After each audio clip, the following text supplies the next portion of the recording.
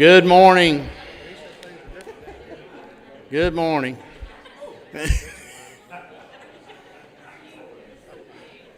Good to see everybody this morning. If you would, please take a seat. And since my co-chair finally got here, we can kick off and get rolling.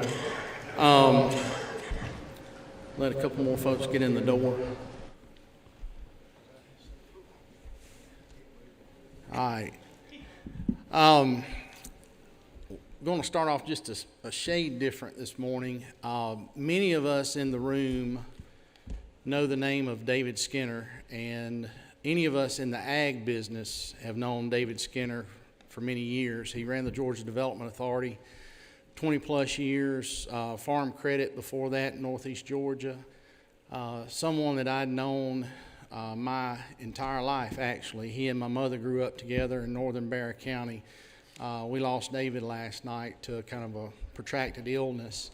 And so this morning, if y'all would and don't mind, because David meant so much to so many of us and so much to our industry as a whole, if y'all would join me in a word of prayer before we get started. Most kind and gracious Heavenly Father, Lord, we thank you for the day that you've given us.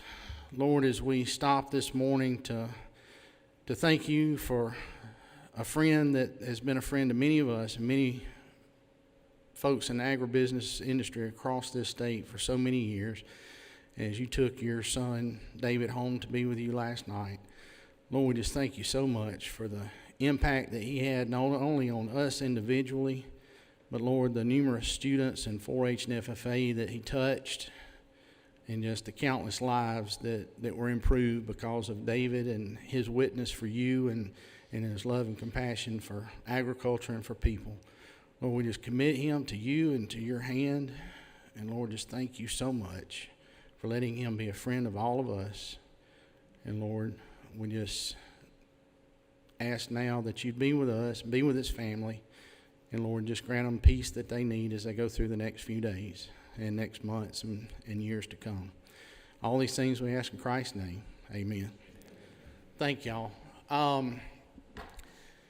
We have, as our tradition holds now in our third series of meetings, that we have folks from the local community come up and give us a welcome. And I know we have some on the agenda, but I think some of the folks that were planning on coming can't come, and maybe some new folks are coming that weren't on the agenda. So I'm just going to ask the folks that have been tasked with giving our local welcome, if y'all will come forward. And just if you don't mind, introduce yourself, tell us counties and the cities that you represent or whatever, and tell us a little bit about where we're at today, and the floor and the microphone is y'all's. Thank y'all for being with us.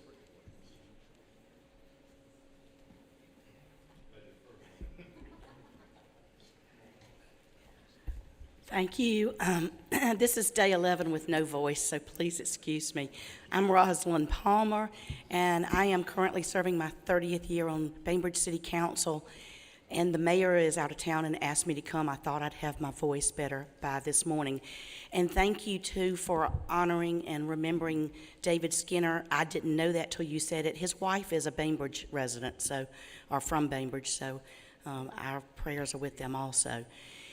On behalf of Mayor Reynolds, thank you for being here. Thank you for your belief in rural Georgia and the issues that we face, and your desire to make them better, to make things that'll work for us and make us not only where business and industry can come and grow jobs here, but where our children and grandchildren will have the desire to stay here and be able to find those jobs when they get back here after they go to college. Thank you. Enjoy your stay here.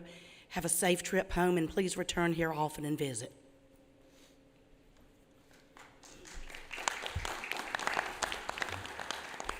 Good morning. I was talking to Miss Darling a little earlier, and she said, take as long as I like, so just sit back and relax and get comfortable. I would like for the council members to stand, if you would, so we can recognize you. The Rural Development Council. Let's give them a round of applause being here, y'all. Thank you. On behalf of the commissioners and the citizens of Decatur County, it's my honor to welcome each and every one of you here. And we trust that we have been kind to you and will be kind to you. We welcome, again, the House Rural Development Council, other dignitaries, and citizens and guests of Decatur County, Bainbridge, Georgia. We are excited this morning at the possibilities this council will bring forward to the rural counties. We were privileged yesterday to be in Thomasville at their meeting and heard some great success stories. You don't have to go far north to Miller County to hear a great success story of a hospital that's in trouble. Alan Thomas and I attended a meeting last year, ACCG sponsored up in Macon on hospitals. And we heard from 3 or 4 or 5 counties that had lost a hospital and devastation it had on them. So with that being said, we definitely appreciate this council addressing the health issues first. While it's true we are a small southwest Georgia county, we face the same difficulties that all other rural counties face. And we look forward to the potential benefits that this council will bring to us in the future. Additionally, there is a keen interest from our citizenship that we have collaboration and with state agencies and facilities and councils as you guys and with commissioners and so forth that we can bring prosperous opportunities to our citizens here in Decatur County through our workforce and our industry. We are focused on our efforts to improve our community. As a statement to that testament, we, through our local press, announced about a month ago that we were adding T-Splosh to our November ballot. Hopefully, if this passes, and I'm supporting it 100%, hopefully if this passes, it will help relieve a tremendous burden on our tax budget, on our road improvements and infrastructure. If approved, this alone will not remedy all of our problems in a rural county, as you are well aware, but it will help us to address that particular issue. And while I'm on roads, we spoke to Mr. Powell yesterday about it.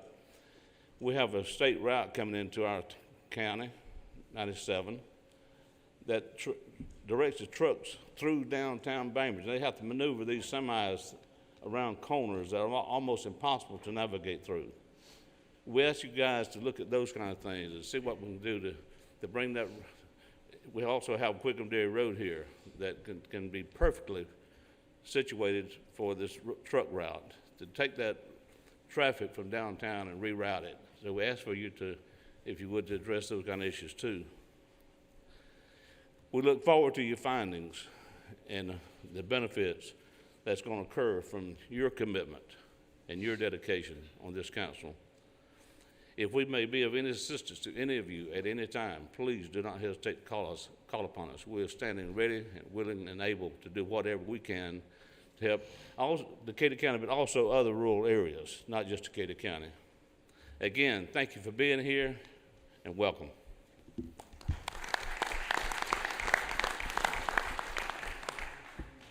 Good morning. I'm Rick McCaskill with the Development Authority in Decatur County and Bainbridge. And I'd like to welcome you as well. I trust they treated y'all well last night at Southwind and fed you well. That's a neat place and a great resource for us. I'm basically here just to kind of give you I'm not going to give you an update on Decatur County and our full vision of economic development, but just to let you know that we are working together, and economic development is very much a team effort. The city, the county, the development authority, the chamber, the school system, and the college are all team members on this, and we've been successful lately. One major business that we're working on bringing in now and we're very close with has brought to light, kind of put a spotlight on several of the things that all rural counties are dealing with right now that are critical to us. One of them is what y'all are going to be talking about today. This company would have just walked away had we not had a good hospital here. And that's critical to us being able to bring these companies in. The other thing, and this was a tremendous challenge for us to prove to them and to make them believe that we could supply the workforce they needed. This is an advanced manufacturing company, and so I want y'all to keep in your minds how critical it is that we have good education and good technical training available in our rural counties. It's a big deal for us. So basically what I want you to know is we're all working together. We haven't always done that, but we're working together real well now. It's working for us, and we appreciate what y'all are doing, and we appreciate you being here. So thank you very much for coming, and good luck.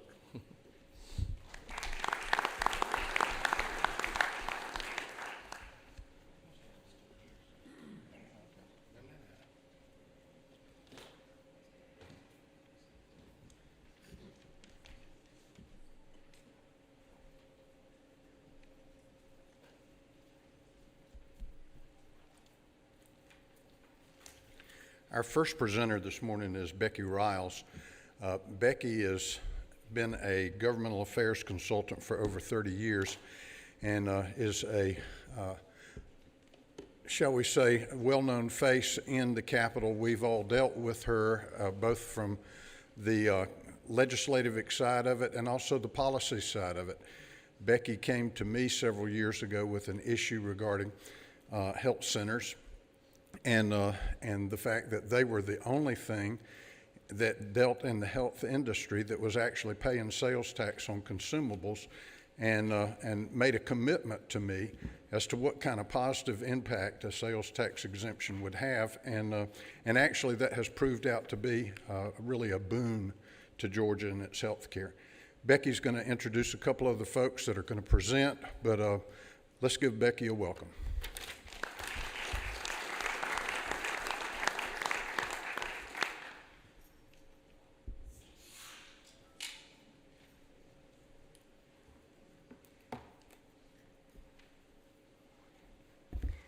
Good morning, Chairman England, Chairman Powell, members of the council. Thank you so much for this opportunity for health centers to present to you this morning. It is indeed a pleasure. We appreciate the work that you've done around the state. And at the somber start of this meeting, Chairman England, there's nothing that David Skinner would like any more than for y'all to be in Bainbridge, Georgia, discussing how to bring development and sustainability to rural communities. So thank you for your kind words and prayer. And Chairman England, regardless of what anyone says, I think you are far much more the man that you were 10 years ago. And it seems like yesterday that you were running around rural Georgia as the young farmer chair. So, let's see, Brent.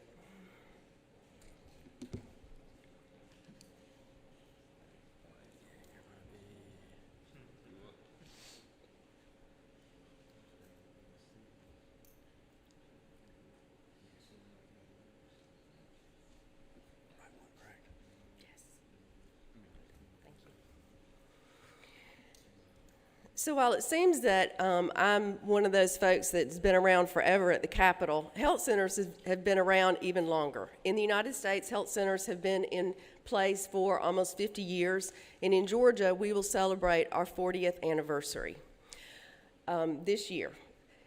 Our objectives this morning are really very simple. In the amount of time that we have, I'd like to give you a refresher about who health centers are, what we do, and how we serve rural communities. And the majority of our time this morning will be by R.B. Tucker, who is CEO of South Central Primary Care, and Ann Addison, who is CEO of Southwest Georgia Primary Care. Primary Care of Southwest Georgia. So they will bring you firsthand a look at their organizations, how they serve rural communities, and also what health centers could do to expand training and education for healthcare providers in the state. And then following RB and Ann will be Dev Watson, who is the CIO for the Association of Health Centers here in Georgia, to talk about some of the IT challenges. And then finally, we will do as you ask and bring some ideas and recommendations for how we move forward.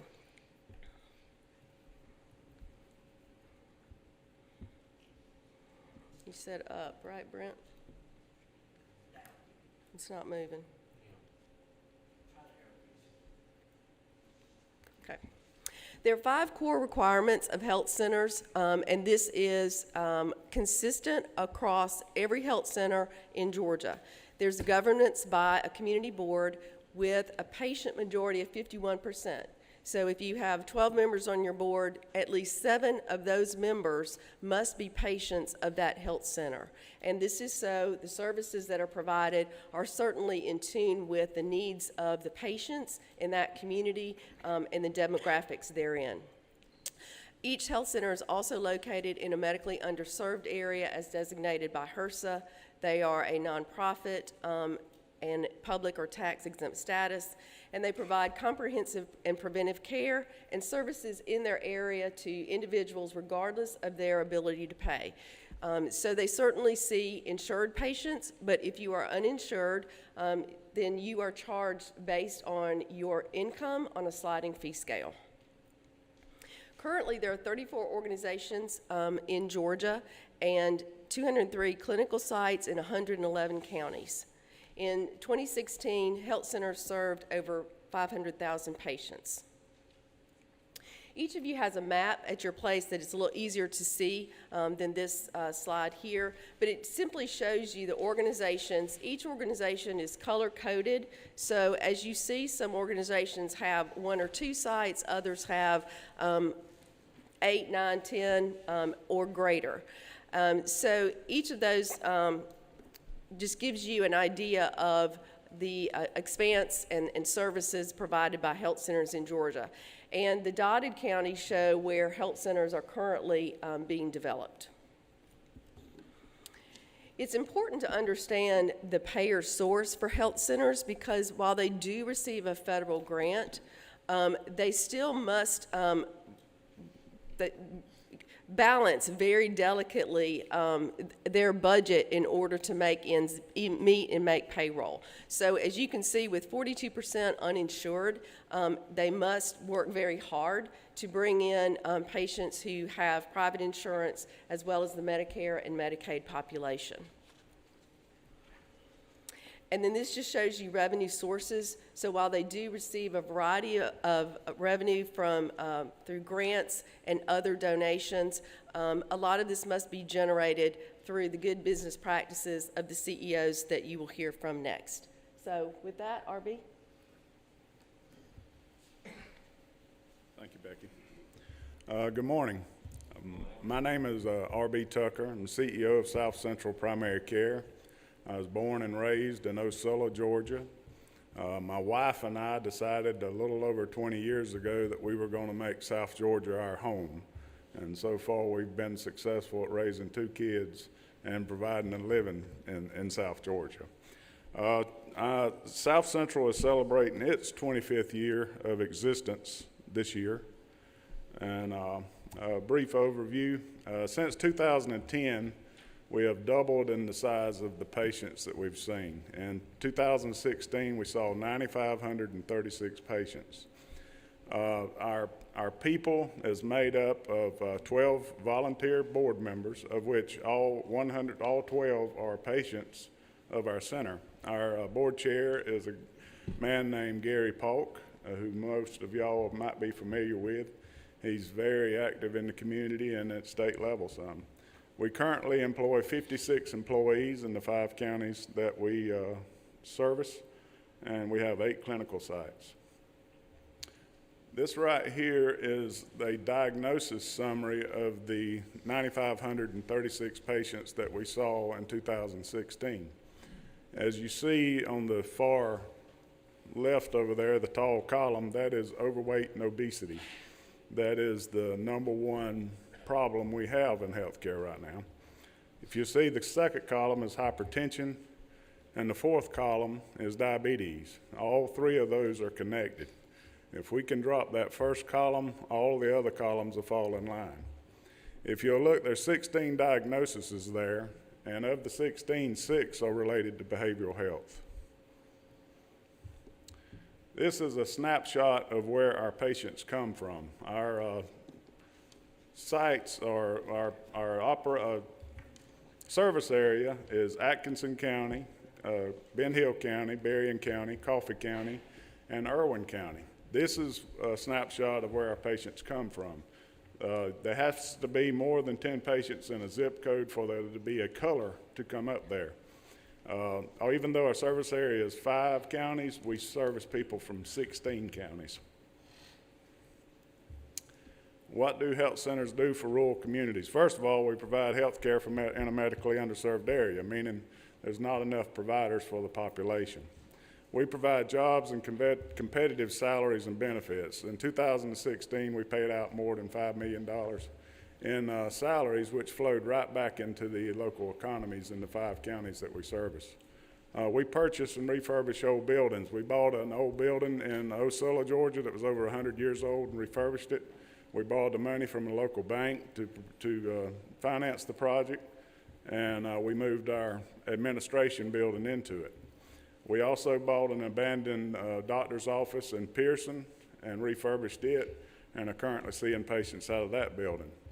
A few years ago, an opportunity presented itself where we could get grant funds to build, and Irwin County donated some land, and we built a building there which currently houses our operations.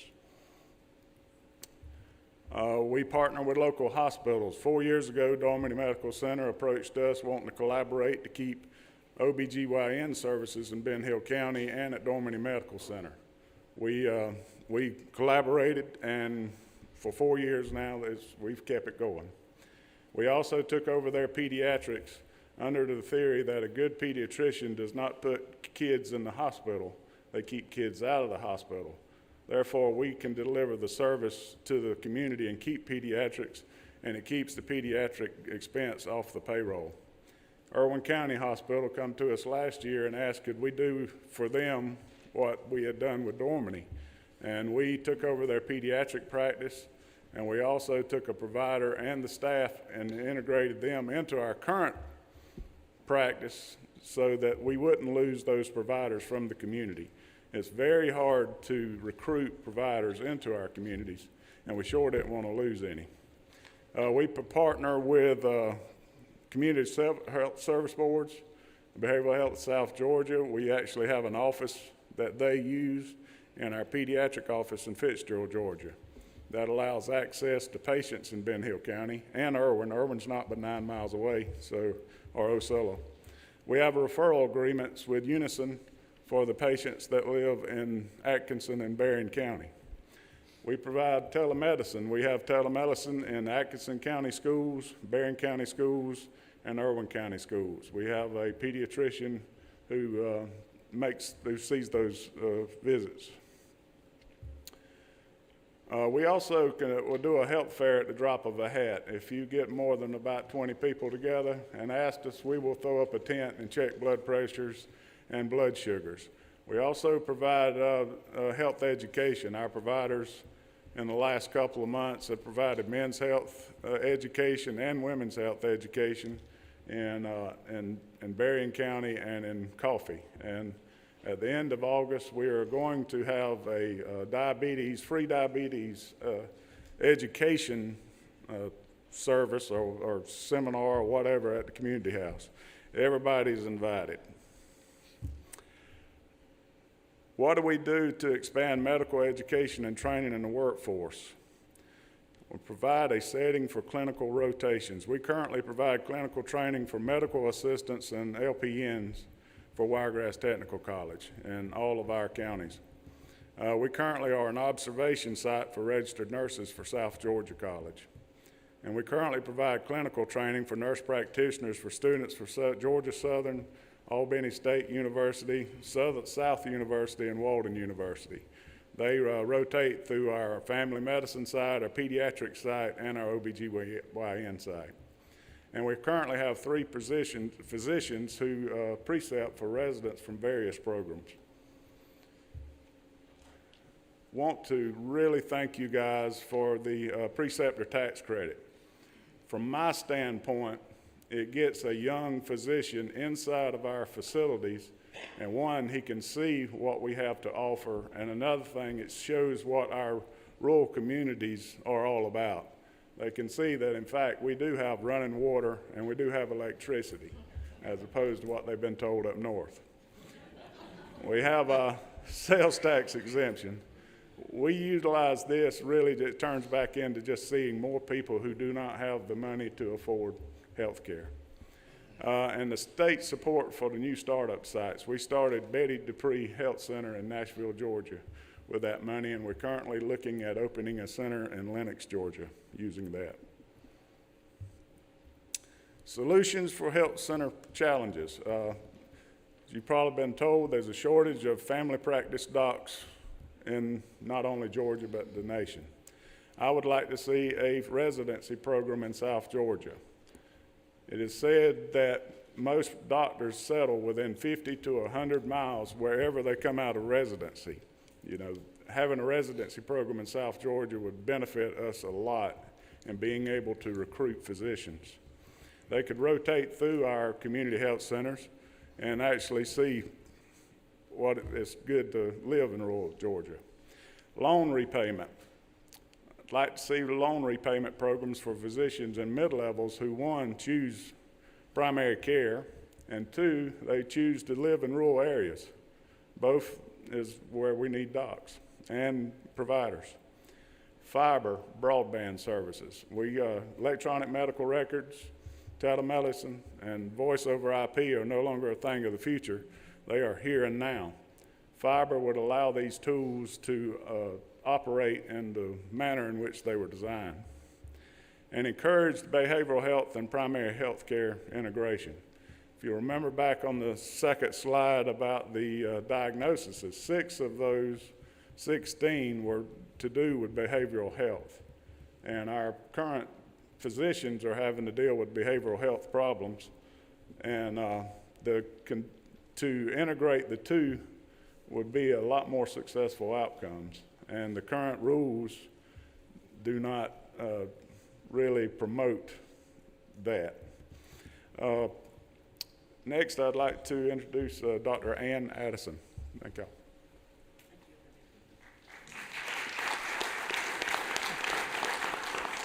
Good morning. I was born in Bainbridge, Georgia, on West Street, the old hospital that some of you are too young to even know there was ever a hospital there. We moved to Miller County when I was 13, so I grew up in the rural area, chose to come back. I raised 2 children, my husband and I. One is a foot and ankle surgeon in Orlando, and the other is with John Hancock Forestry over Timberland in Georgia. So you can successfully raise children and have good health care in rural areas of Georgia. I had a long history in public health and retired as the district deputy health director to become CEO of Primary Care Southwest Georgia in 2007.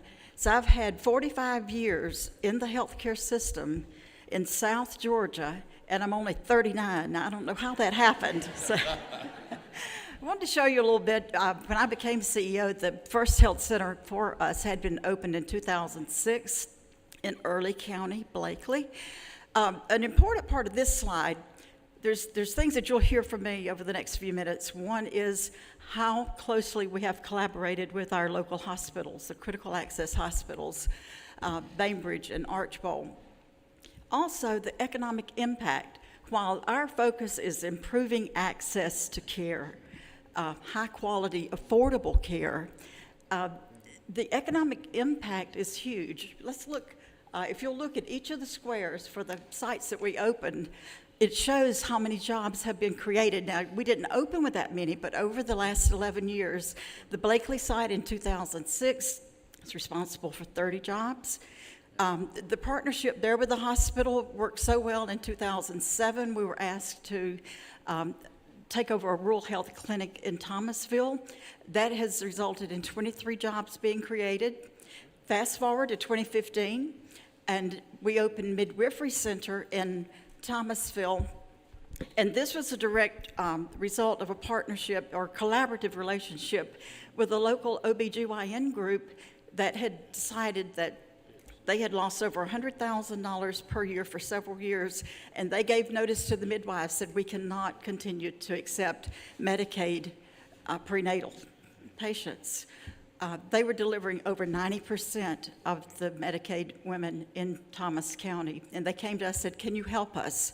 We worked with our federal project officer, we worked with the Department of Community Health, Commissioner Reese at that time, and we were able to do that and retain those 2 midwives, and within 45 days had to hire a 3rd midwife because of the need. Later in 2015, here in Bainbridge, Senator Burke, Dr. Burke, the medical director of the hospital here, he and the CEO at that time came to us and said, the uninsured patients showing up in the ER for primary care, it's non-emergent. Is there something y'all can do to help us? Can we have an FQHC here? Well, we had planning dollars for Decatur County, and there is one typo on here. Right here, this should be 2015. I didn't catch it until this morning. So those planning dollars went to work, and that partnership with the hospital, we opened here in August of 2015 that created 11 jobs, and the hospital provided a building that was older that they were not using, and some of that planning money was used to renovate that building, and now on Wheat Avenue, we have a beautiful health center here for the residents of Bainbridge and Decatur County, and surrounding counties that come into Decatur County. 11 jobs created there. 2017, we just opened in April in Quitman, Brooks County. Again, the direct result of state planning dollars. So we just can't thank you all enough. And it's a return on your investment. I wanted you to see that these dollars are really going for what you intended it to and increasing access to care. Later this year, we've partnered with the superintendent of the Thomas County school system, and we're going to open a school-based clinic in Thomas County. Started with 10 employees, seeing about 300 patients a month. We now have 88 employees and approaching 4,000 patient encounters a month. This is just showing the progression, and you can look at it on your slide of how over the years the number of encounters per year has increased. Here's a good summary. The number of patients we served that first year was 1,479. For our 2016 report to the feds, we had 9,729 patients. But look at the face-to-face encounters. If you really control the blood pressure and the blood sugar, you see those patients several times throughout the year. So that first year we saw over 4,100, had over 4,100 patient visits. Through June 2017, of this year, since we opened for business, we've had over 212,000 face-to-face encounters with patients, improving their lifestyle, improving outcomes, and making healthcare affordable. Look how many deliveries our midwives had just last year, 210 deliveries, 155 C-section assists, and about 87 to 92% at any given time of those are Medicaid patients that needed our services. We started a behavioral health program last January, January 2016, and that first year almost had 1,300 behavioral health visits, so we're really excited about that. And at any given time, because in our communities, we're usually 50% of the medical staff, our payer mix is usually about 25 to 35% uninsured, sometimes even lower because we have to be there for those with Medicare and Medicaid, and commercial as well because there's such a shortage of primary care providers in the communities. In Blakely and in Quitman, our physicians also do hospital and nursing home care. In Bainbridge and Thomasville, we're blessed to partner with the hospital and use their hospitalist programs. Some significant accomplishments, I think $1 million capital grant in Blakely, Early County, Georgia is pretty significant. We're excited about that. We hired the first pediatrician for that community of almost 12,000 people. We've been able to retain him, and we need additional space. So we'll have a 4,000 square foot expansion to the 6,000 square foot building we're already in, and we're just on top of each other. So we're excited about that. While we've expanded fairly quickly over our 11-year history, we did not sacrifice quality. We got the third highest award from the our federal funders. In Georgia, I got over 91,000 that we were able to put back into services, and that was the third highest in Georgia. Our partnership with the hospitals, Archibald's mentioned here, where they're able to provide space for us so those uninsured patients can be cared for in a medical home setting, has been huge, as well as with Bainbridge. Them providing those buildings helps us to have dollars to see the uninsured. Also, for our newest site, equipment, the federal funds, it's not enough to always have all the providers you need, and we were able to work with them to actually have $90,000 in supplemental funding for 2 years. So we were able to hire 2 physicians and a PA to provide services there in Quitman, Brooks County. Some unique projects that you would be interested in. I've already talked about the OBGYN collaborative partnership. That was a wonderful way to continue care for the patients there in Thomasville. In Thomasville and Bainbridge, we have like an ER diversion where if that patient comes, this has really worked well, Dr. Burke, here in Bainbridge. Patients are showing up and it's not an emergency. So we keep open appointments every day, and that ER nurse can call and say, we've got Ms. Smith, it's not an emergency, can you see her? And they can come right over. We keep appointments open for that. And that's decreased that uncompensated care for the ER, for the local hospitals. We partnered with the Cancer Coalition, which is now known as Horizons, to get free colonoscopies for our patients in Early County. Huge. We found so many precancerous polyps and even some polyps that were already carcinoma. So that's been a huge partnership.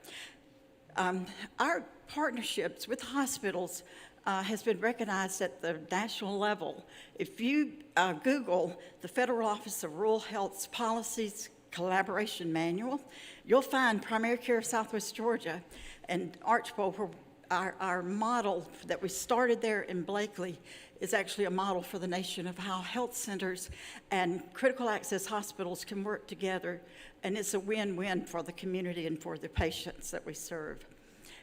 Thank you. Just like Arby said, that tax credit for preceptors is huge for us to continue to be able to maintain our workforce and recruit new providers.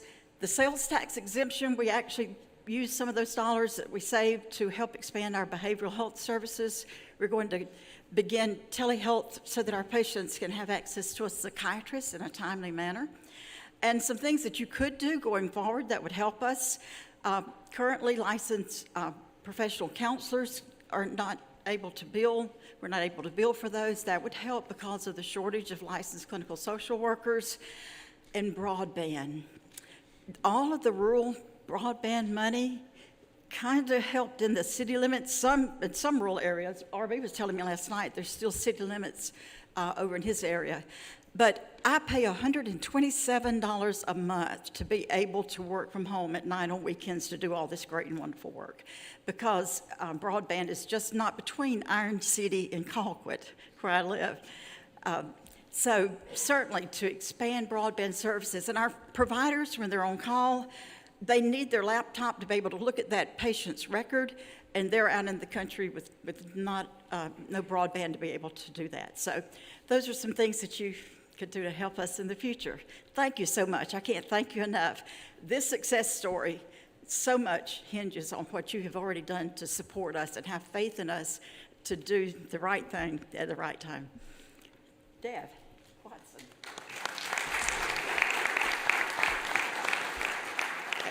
Good morning. My name's Dev. I'm the Chief Information Officer with the Georgia Primary Care Association. I guess I'm the northerner of the bunch since I was born and raised in Swainsboro, Georgia, but had enough sense to move to South Georgia a little later in my life, so I'm working out of Glenn County right now. But I want to talk to you about a few items in the health information technology area. GAPHC as an organization has worked very closely with all our members over the number of years to adopt electronic medical records.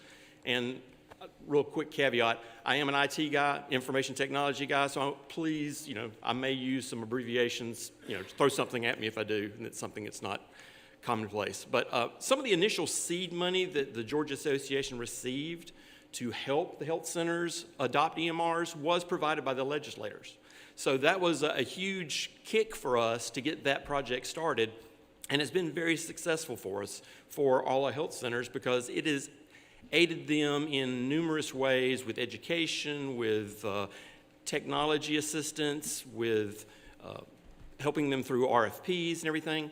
So it's been one of the things that has actually led to some federal funding for the state to also continue that work. And primarily in the early days, we concentrated on education. What is an electronic medical record? How do you adopt it? What do you do with it?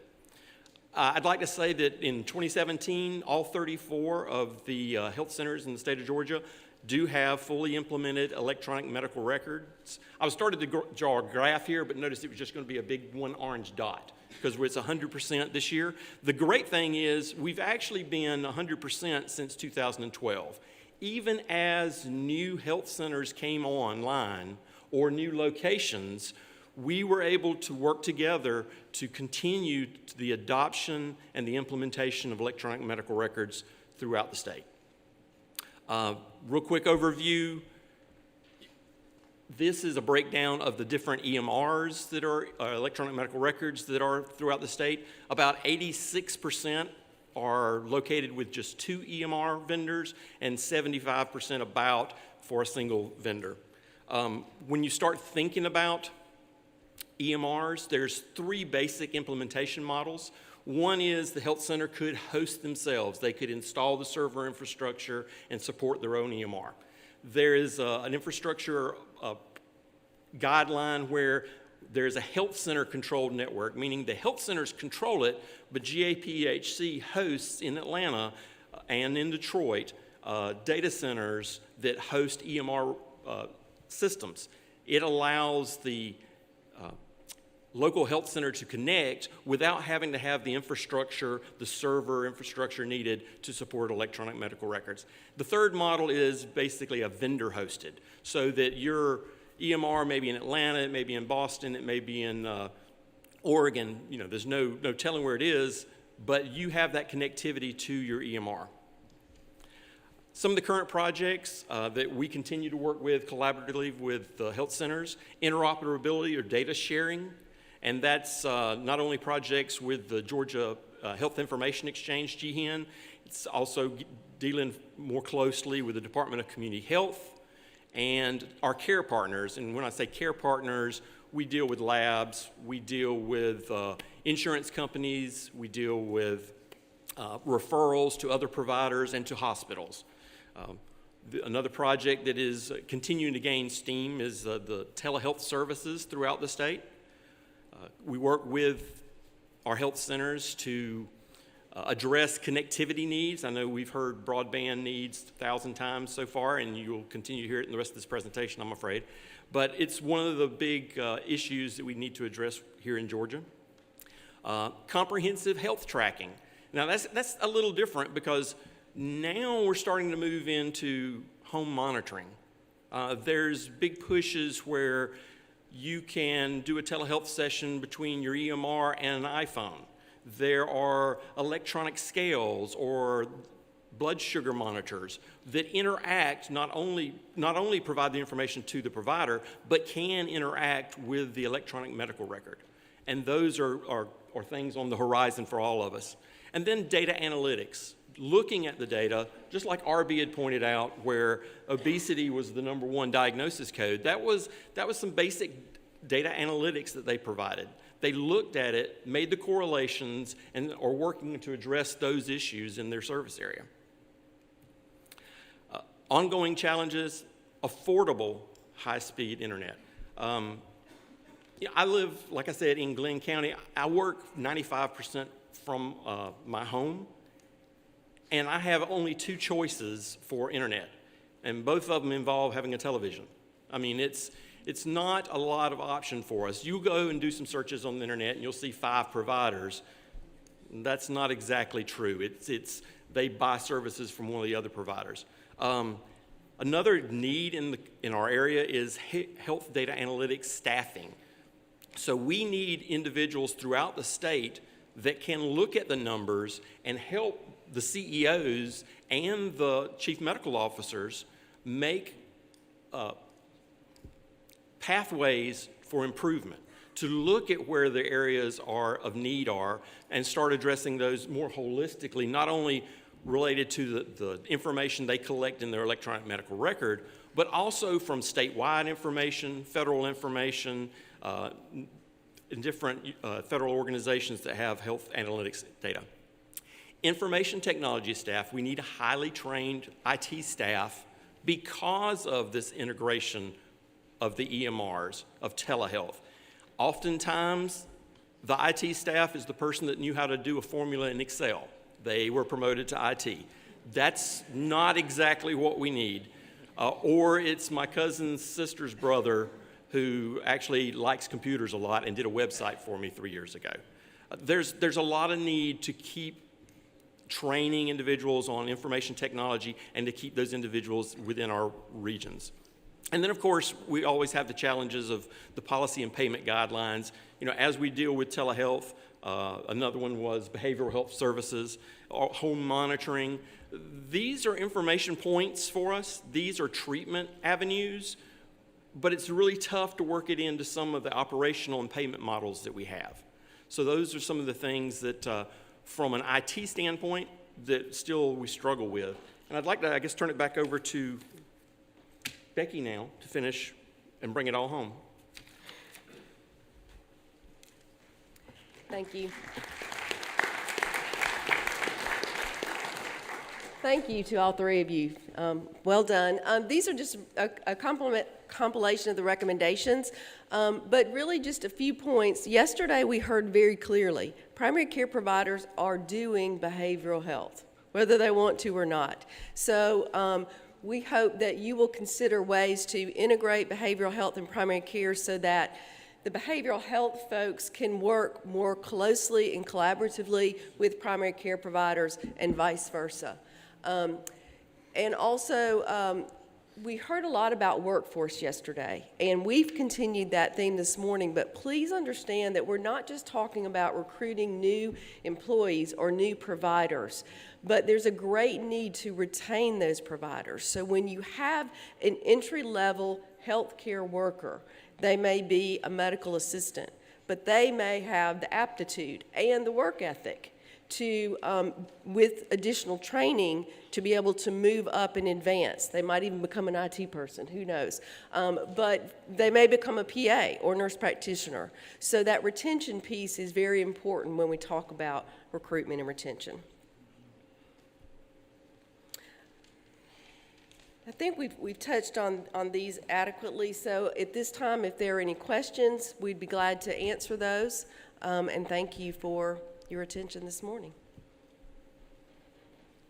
Oh, I was going to ask a question, but Mr. Chairman, you go ahead. Thank you, Mr. Chairman. Ms. Becky, I appreciate the work you do. I want to get in the weeds, and you're right about the workforce development. I think I counted 38 counties in the map that are white. What are the challenges in opening up in those particular locations? And I'm just asking as it relates to the expansion of behavioral health. Tell me about your strategy and why we wouldn't want to look at those 38 counties that currently have nothing versus expanding currently some of the services, or I think the term rules prohibit, looking at some of those rules and maybe a combination of both. So talk about why one isn't a bigger priority over another. Sure, we'll be glad to do so, and I invite you all to join me at the podium and jump in here. So it is a combination of both. We are certainly looking at those 38 counties. Keep in mind that they must be designated as medically underserved. The majority of them are, but some of them may not be. And then what we also recognize is even with organizations such as R.B. Tucker and Ann Addison, who've been at this a while, when we expand, we want to ensure that we are expanding with additional quality services. We can get bigger, but we want to get better. And what we've recognized through the data and the analytics that we currently have done, and what Deb spoke very adequately to the need to do more, how can we improve the patient outcomes for that patient population that we're currently serving? And so the short answer here, Chairman Ronders, is that we want to be sure that what we are doing is at the highest level of quality for the patients being served, so that when we do expand, the new patients are getting equal quality service. Is there anything that the state can do to help you expand in those? A lot of these counties are medically underserved, as you said. Is there anything the state can do in a role and as a recommendation to help in that? The big driver is cost.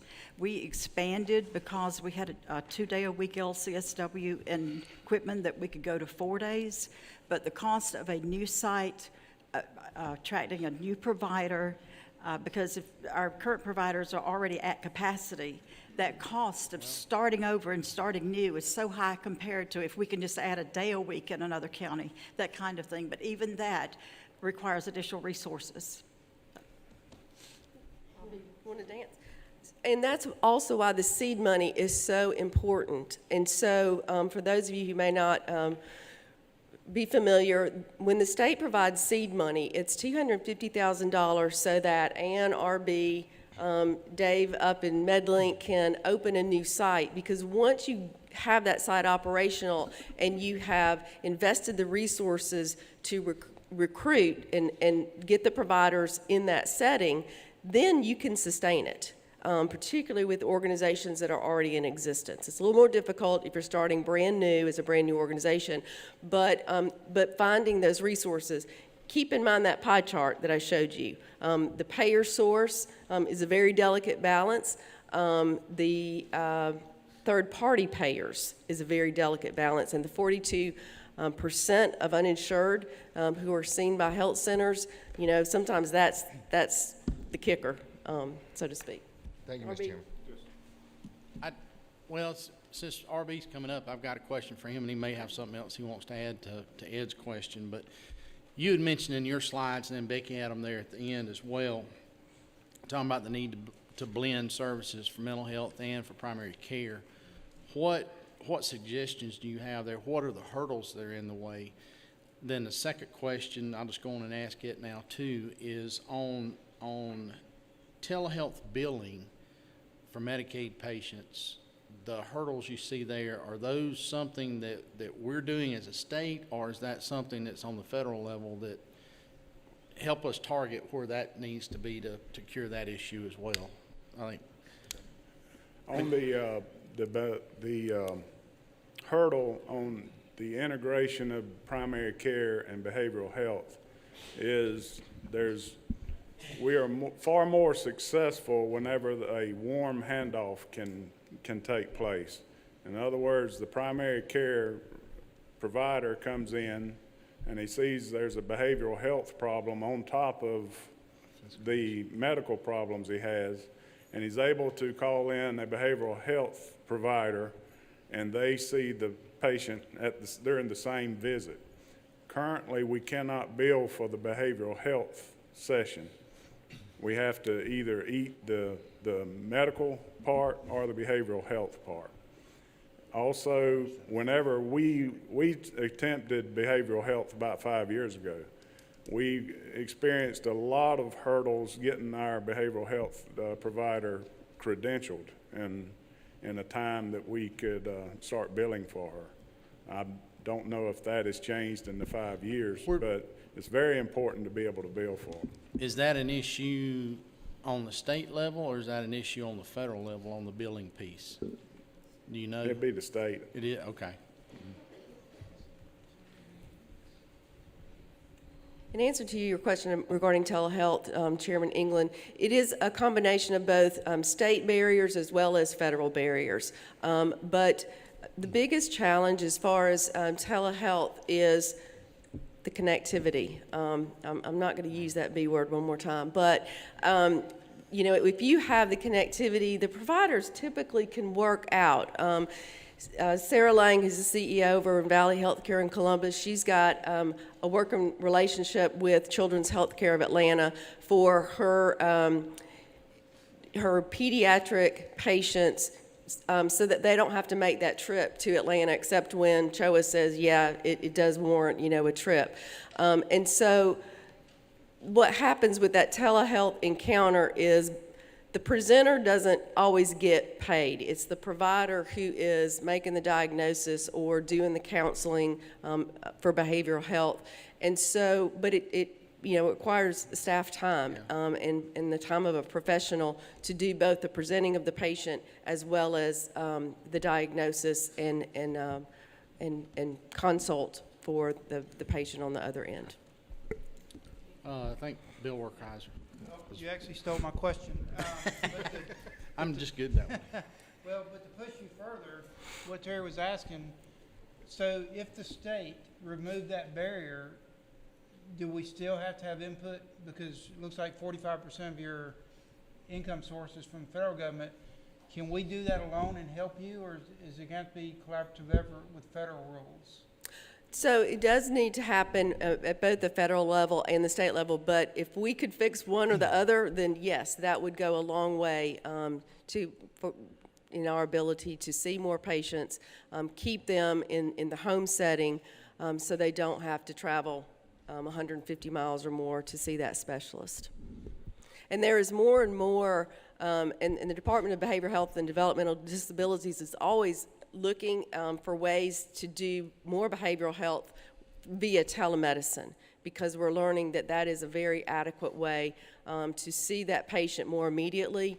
And to RB's point, if you can have that patient seen the same day, then ideally they walk out with less likelihood of that behavioral health issue escalating to a crisis level. Representative Bentley. Thank you, Mr. Chairman, and thank you. Is it on? It's on. Thank you, Mr. Chairman. Thank you, Becky, and the other presenters for this really good information. This package is really good. You referenced in your presentation about health fairs. Is that a requirement for the funding that you receive, or that's just something you all do as a courtesy to your community? It's something we do for the community. We get, and it's part of our outreach program too. So I would say it's yes to both. It's very helpful in that we have caught a lot of people with high blood pressure and all, and diabetes. You know, they're both called the silent killers. And like we'll set up at the Sweet Potato Festival, and we might check 100 or so people who wouldn't normally have it checked. So, and then we can go from there. But yeah, The Sweet Potato Festival, where's that? Sweet Potato Festival, it's in Ocilla, Georgia. Somewhere around Halloween. Okay. Well, we got a strawberry festival in Taylor County, Georgia. Yeah. Yeah. The Georgia Strawberry Festival. We do Plow Day in Nashville and all kind of things like that. So, yeah. Put me down for the Sweet Tater Festival. Well, thank you. I just asked because I represent Taylor and Macon counties, and we are serviced by one of the healthcare centers. Mm-hmm.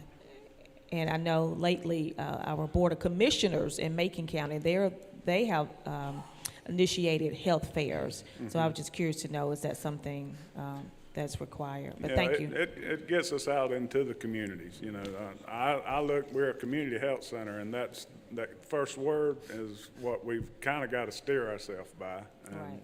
it gets us there. Thank you. Jason, then Eddie. Becky, out of all the locations, you know, that are served by the FQHCs, do all of them have the federal grant? Do you have to have that to make it work? Yes, Chairman Shaw. Each health center that is a part of this organization is what is called a federally qualified health center, and that means that you have become eligible and you have received the federal grant. Now, in order to apply for that federal grant, you have to become operational. So that's why the seed money is so important, because once you are operational and you meet all of the criteria for an FQHC, then you can submit the application. It is a competitive application cycle, and so it depends on the amount of money that the feds have designated for this particular cycle of funding. And then it depends on the number of applicants. So each applicant is scored. Sometimes you have to score in the mid-90s to be an awardee. Sometimes if the pot of money is larger, then you can score even into the low 90s or high 80s to receive that federal grant. Chairman Shaw, as you know, every health center who applies to become an FQHC does not get funded in the first round. Sometimes it does take longer. Sometimes it takes more than one try. And it is more difficult for a brand new organization to be funded than it is for an existing organization who's already proven and has a strong track record with the feds, because they are required to report voluminous amounts of data to the feds in order to demonstrate that they're doing what they said they were going to do. Then, you know, the feds also do site visits. They just want to be sure that they are getting the return on the investment for the federal dollars. Health centers have been supported very strongly, not only by the Georgia legislature, but by our members of Congress and congressional members and presidents throughout the country.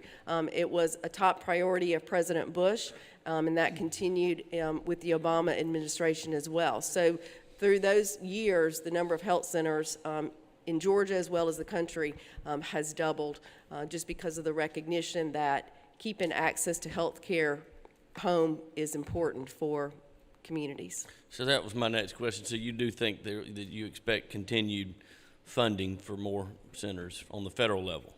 Yes. Last question. You sort of sparked my interest on the telemedicine. Do you have to have the federal grant, the telemedicine grant, to make that feasible for your operations? Are you getting that separate grant?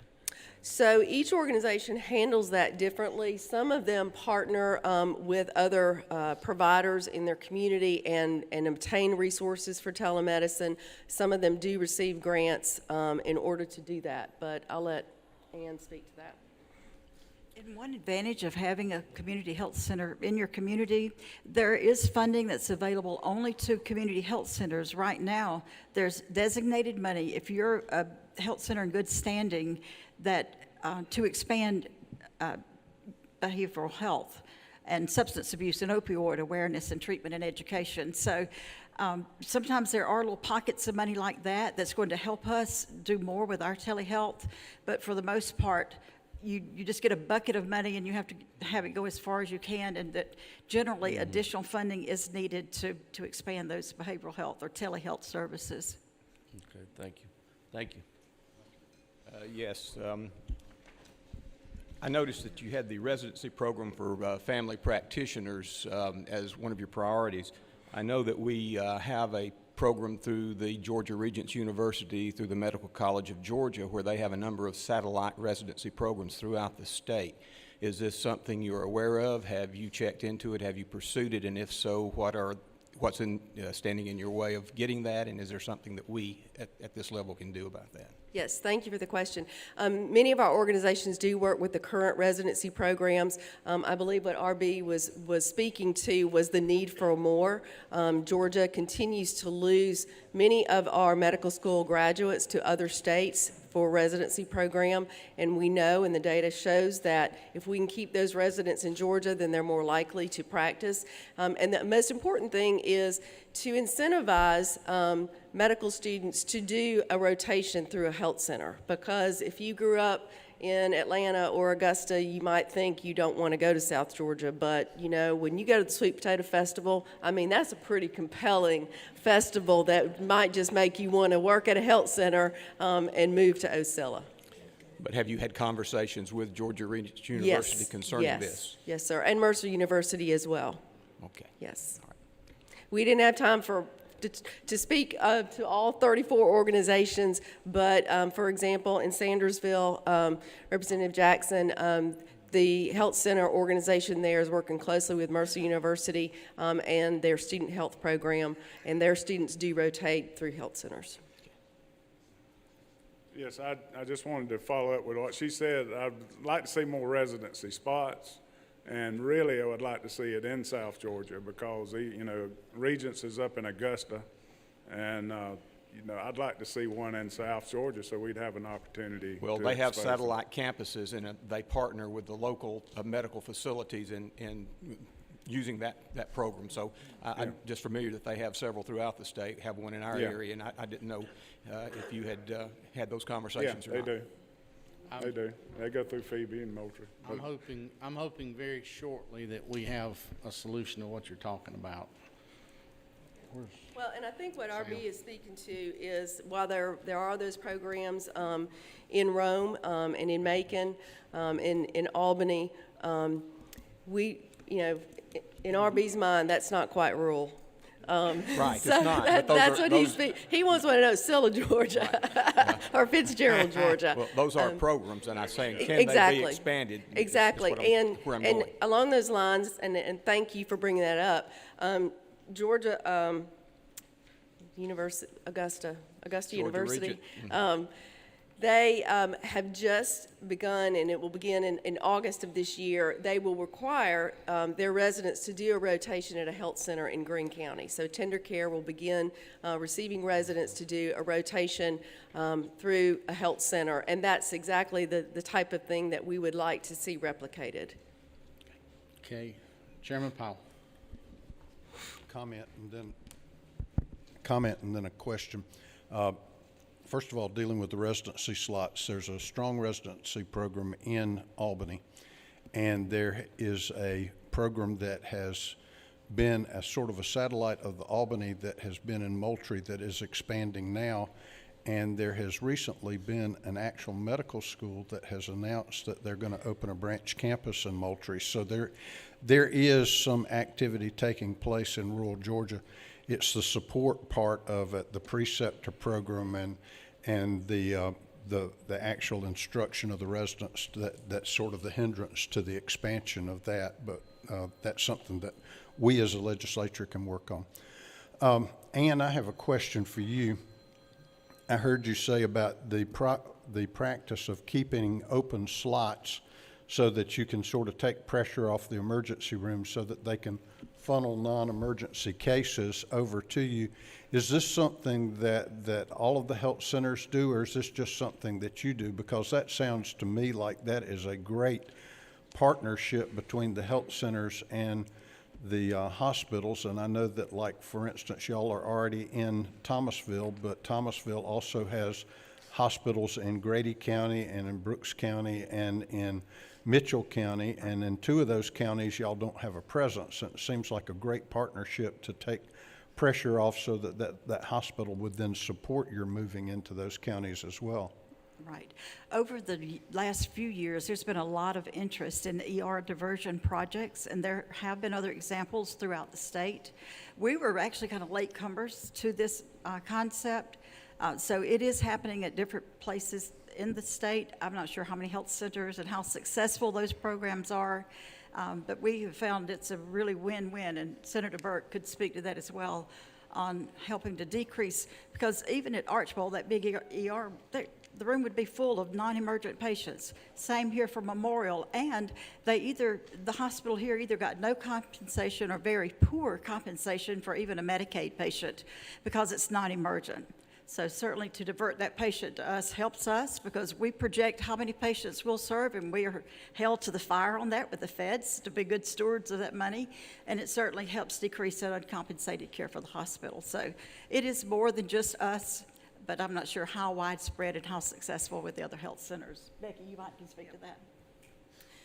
Chairman Powell, there are examples where it has worked very effectively. The key for that partnership is having the health center on the campus of the hospital or very nearby. As Ann referenced, the hospital had a building that Ann was then able to get some resources to renovate so that the health center is on the campus and near the hospital, and that's important. There have been attempts to partner in ways when the health center was down the street, and it just didn't work as well because the patient ended up, choosing to stay in the ER. But where there are opportunities, if the health center can be, on site. And the other piece of this that's important is for those frequent flyers for the ER, if they don't have a medical home, the most important thing is to establish a medical home for them with a primary care provider. it doesn't have to be a health center, any primary care provider. And then if they do have a medical home, what's also important is that if they're seen in the ER, the health center, that there's follow-up by their primary care provider to say, you know, we see in your EMR that you were at the ER, we wonder how you're doing, and, you know, get them scheduled for a follow-up visit with the primary care provider to continue that education of being seen in the right place at the right time. Thank you. All right, I've got three more questions. I'm going to ask, oh, I'm sorry. Yeah, very quickly, case management, I can't say it enough. You heard it yesterday in Thomasville, being able to manage those patients, whether it's our case manager in-house or for the behavioral health patients, just assuring they come, they get their meds, they stay compliant. Case management is huge. I want to support what she just said. We hired a case manager about 3 months ago, and the results on our patients has been outstanding as far as the A1Cs coming down and keeping patients compliant. Case management is very important. It keeps them from that return visit to the hospital as well, that the hospitals are not even compensated for if they return in 30 Right. days. So lots of good reasons for that. So if our next three questions, if y'all can keep those pretty short, and because we're bumping up on our next presenter. So Chairman Parsons. Thank you, Chairman. It's on. I can't even hear myself. My head's just stuffed up right now. To the gentleman who's the IT, I didn't get your name. I'm sorry. Dev. But regarding the broadband issue, I had a national network news guy call me last week, and he'd read something I had written on broadband and the problems of rural broadband. And he was asking about the issue of rural broadband for healthcare and hospital, and particularly he said hospitals. And of course I talked to him about telehealth and, you know, kind of the same things we just talked about. Hospitals, I told him that as far as I knew, and this is an ongoing thing and they may never even do anything with it, but I mean, that he's asked me about. And I told him as far as I knew with hospitals, I couldn't imagine a hospital not having high-speed broadband. I mean, I don't know how it would operate without. But my question is, you in particular raised some issues maybe for healthcare and hospitals in rural Georgia related to lack of broadband other than just the hospital itself. I think the question of being able to, for a doctor, for example, not having good high-speed internet broadband to do whatever kind of things you have to do, and some other things related to health records and things like that. So I guess the thing I'm saying is it appears that there are some other things, and I've been looking for somebody in healthcare in rural Georgia to maybe touch base with this guy. You may be the person, I think, from what you said. So if you could get with me later, I would appreciate it. And I have more questions, too, that I could ask you then. Absolutely. And there is one, one project that I have not seen any information from in any of the state of Georgia publications or press releases, but on the Microsoft website, they recently announced that they had picked 18 states in the nation to start trying to utilize what they call television white space. It is some of the frequency that is not used by television stations, right, to broadcast and utilize for broadband. So that they had done it in other countries, but they had picked 18 states, and Georgia is one of those states. So that might be something from the broadband research that we all do to find more about and how the state is participating with Microsoft, and if that really is an option for us statewide. Yeah, y'all know, you know more issues related to it certainly than I do, because I'm not in healthcare, so I would love to get more information from you. And just think about this. So if I showed there was 3 models of implementation. If you have your EMR local, fantastic. But that's for the site where it is. If you have a vendor hosted and your Comcast goes out, you're dead. I mean, you have no access.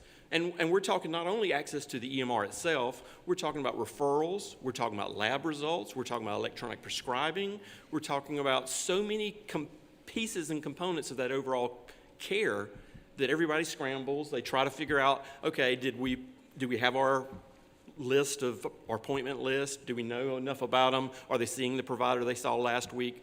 Is it a new patient? Okay, great, we can collect the information. But it's huge. I mean, we even go recommending you get an AT&T and a Comcast. I mean, because you can't really afford nowadays to be without internet because of the connectivity issues. Thank you. Appreciate it. Darlene? Thank you, Mr. Chairman. I actually have 2 centers in my district, and I am so blessed to have them, and I appreciate everything you do. A couple quick questions, and I think I have a good idea. Can you and do you dispense medication in your centers? Are you able to? And can all of your patients utilize the 340B programs? Absolutely, yes.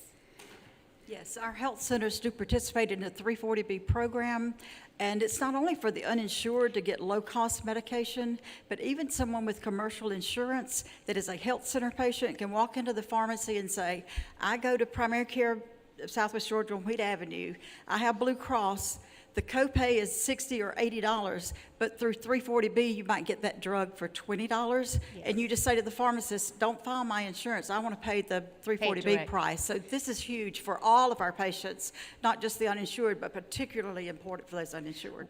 Along with that, that is such an important part of primary care is keeping those folks on their medication. And that's why I wondered if you actually can dispense some of the medication directly to them, and also helping with transportation, because a lot of times it's the folks have trouble getting there. Again, that's why when you have your primary visit and you need to have your psychiatric visit or your behavioral health visit, getting them there is tough enough. So is there some way you can do that, or are there programs we can help you with? Yes, let me answer the first.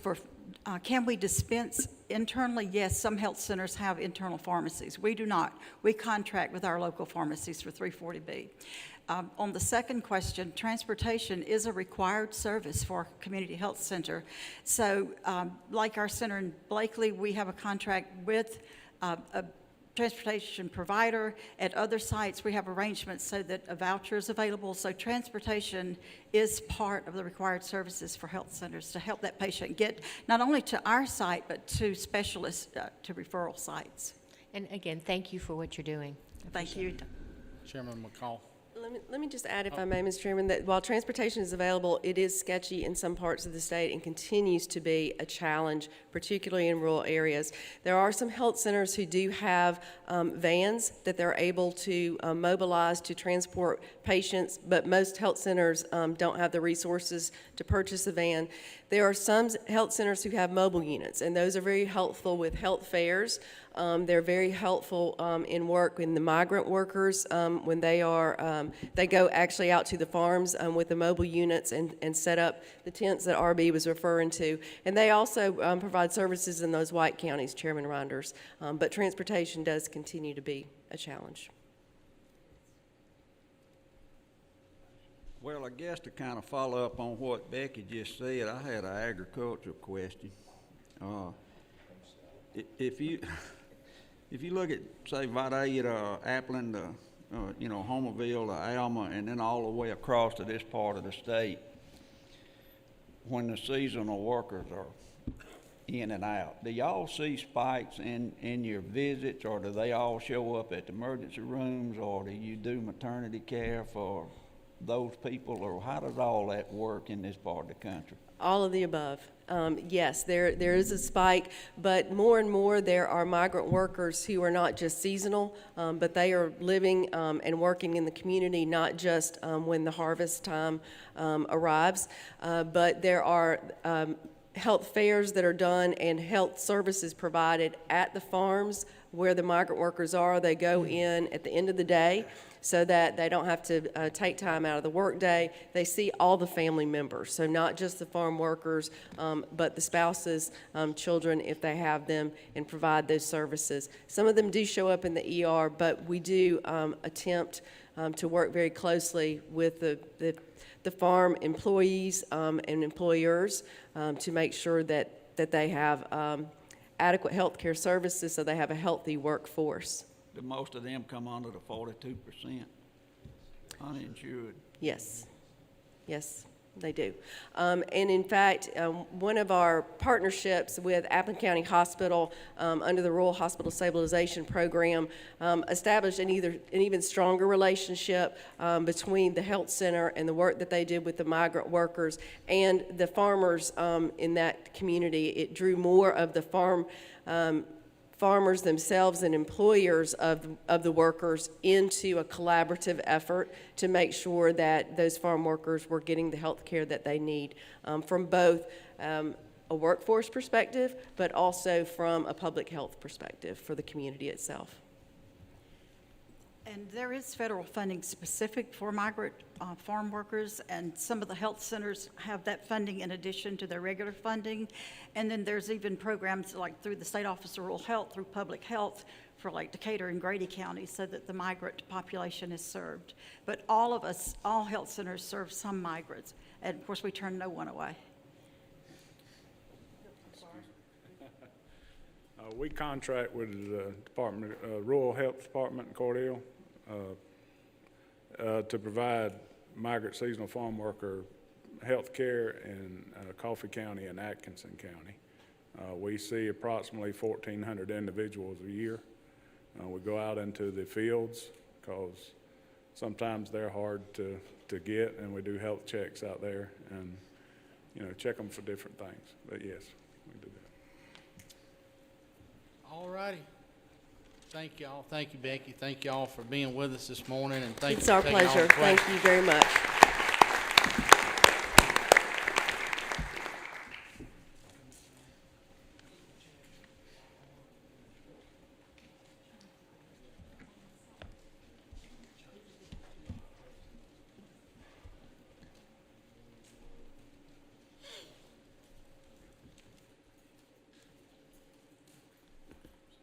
Our next presenter is on the agenda as being Commissioner Frank Berry. Unfortunately, the commissioner couldn't be with us today. He had a prior commitment with the First Lady, and since she's much sweeter than Chairman Powell and I are, I don't blame him for going with her. The fellow we're going to have up here, though, does have hair on top of his head and on the front of his face, unlike our commissioner. And he's kind of proud of it, I think. I think the beard is distinguishing. But anyway, Andrew Johnson is one of the chief deputies at the Department of Community Health, and he's going to talk to us a little bit about Medicaid and some of the issues surrounding it in rural areas, and we will have a little bit of time for questions for him as well. So y'all welcome Andrew as he comes forward. Thank you.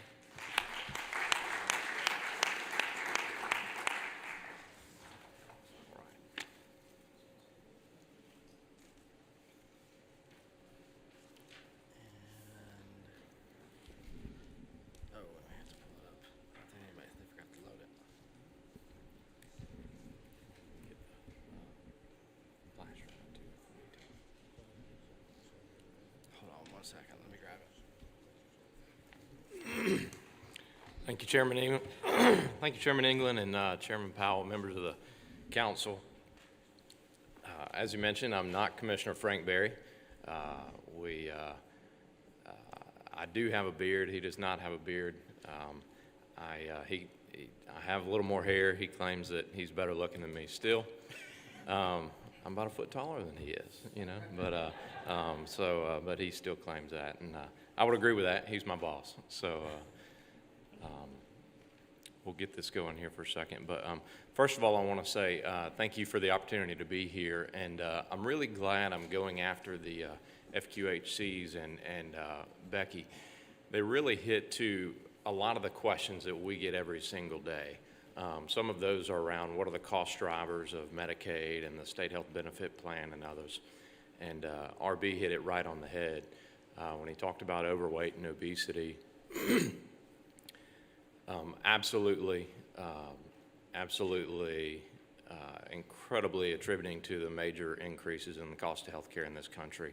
And again, behavioral health, a huge cost driver. And when we talk about access and workforce, those issues cannot be understated. And so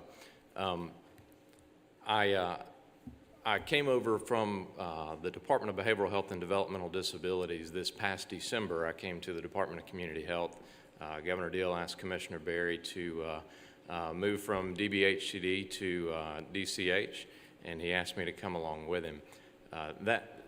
Being there, I was there for about 4.5 years at DBHCD, and really gave me an impression of what we're doing in this state. Many good things in regard to behavioral health and intellectual and developmental disabilities, but many of the challenges regarding particularly with access.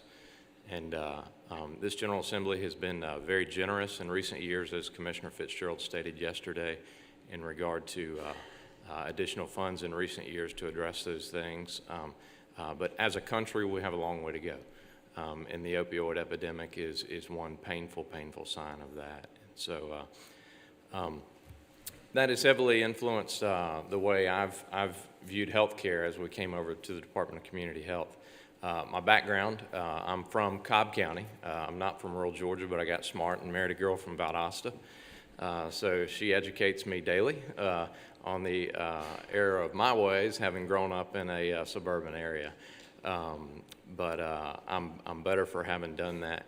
I mentioned I worked for DBHD. Prior to that, I worked for Congressman Dr. Phil Gingrey for a number of years. I left his office in 2012, was there with him throughout the entire Obamacare debate.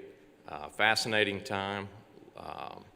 It was, as a Republican member on the Health Subcommittee, it was a tough time for us, but we kept trying, and I think we continue to be in the middle of some very challenging times with health policy. I won't get into that today, but happy to answer any questions and, if you'd like to. But we'll get into this. I was asked to talk a little bit about Medicaid eligibility, and what we do at DCH to make sure providers are aware and have the tools they need.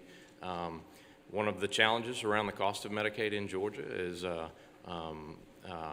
we have not made the decision to expand Medicaid. That's not the challenge. One of the challenges, or I won't speak to that, one of the challenges that the number of folks that are eligible for Medicaid, there are many that still aren't in Medicaid even. And so the cost continues to grow, and there is a potentially unrealized cost even from folks who are eligible today. That have not made it under the current eligibility limits. So Medicaid growth continues year over year, and we, as you'll see in our mission statement, we're dedicated to a healthy Georgia. We want to continue to make sure that we are working with the other agencies and the other initiatives, our federally qualified health centers, trying to pave the way and allow for them easier access to these services. And, we're essentially a large insurance company almost. We're a large payer and we're a regulator. Commissioner Berry's philosophy is that we need to get out of the way of the provider. We need to work on how providers become credentialed, make those easier. Unfortunately, I've experienced calls where you get a dentist in a rural area who says, hey, I'd like to become a Medicaid provider, but I've gone through this application process for so long that I might give up. That's a tragedy. We need more good providers, and as has been adequately stated over the last 2 days, that's one of our biggest challenges in rural Georgia. So quick DCH overview before I get into the guts of what we're talking about. About a $14.5 billion agency, combined federal and state funds, nearly 1,000 employees. About $10.5 billion of that money is federal money, mostly due to Medicaid costs, but we also, through some of our other programs, receive federal dollars through the Health Facility Regulation Division, Health Information Technology. I won't go through. That was adequately covered a few minutes ago, and some of the initiatives Georgia has underway. Our Office of Health Information Technology has worked with the FQHCs, many hospitals and others to continue to try to administer those federal funds that Georgia has become eligible for, to try to work towards adoption, upgrade, and then now we're in what we call the meaningful use phase of expanding electronic medical records from providers in Georgia. Very important, and Georgia has received a significant amount of support from the federal government on that, and indeed that started with the General Assembly making that commitment several years ago to expanding electronic medical records in Georgia, and that's been very helpful. We administered the CON program in our health planning office. I think most of you know. Our State Office of Rural Health has been mentioned several times over the last 2 days, and I'll cover a little bit more of what they do in a minute. Our state health benefit plan, 650,000 covered lives, one of the largest group plans in the country. We have challenges not unlike many other plans in the country with the rising cost of health care. Folks who are eligible, state agency employees, public school teachers, and then state retirees as well in our Medicare Advantage plan. There are a few other eligibles. Some of the FQHCs and some of the community service boards in Georgia have contribute to the plan and get their health insurance through the plan for their employees. And we continue to focus on trying to keep our costs low and provide a good benefit for beneficiaries of the plan. It's a constant challenge, but we, again, not unlike other plans, face rising health care costs, but are trying to provide a good competitive benefit, particularly in an environment like many state agencies and throughout rural Georgia and FQHCs and elsewhere, where in many cases where they can't provide a salary that's sometimes competitive with other providers in the community, a good health plan can be the difference maker with that benefit. And so we try very hard to do that. Some of our challenges within the state health benefit plan and administering that program, we have over 800 payroll locations. So as we administer that program and these folks rely on their HR department in a rural school with a rural school board, or whether rural or not, just a lot of payroll locations where we rely on those human resource professionals to carry out really to the beneficiary what's in the plan and what it means.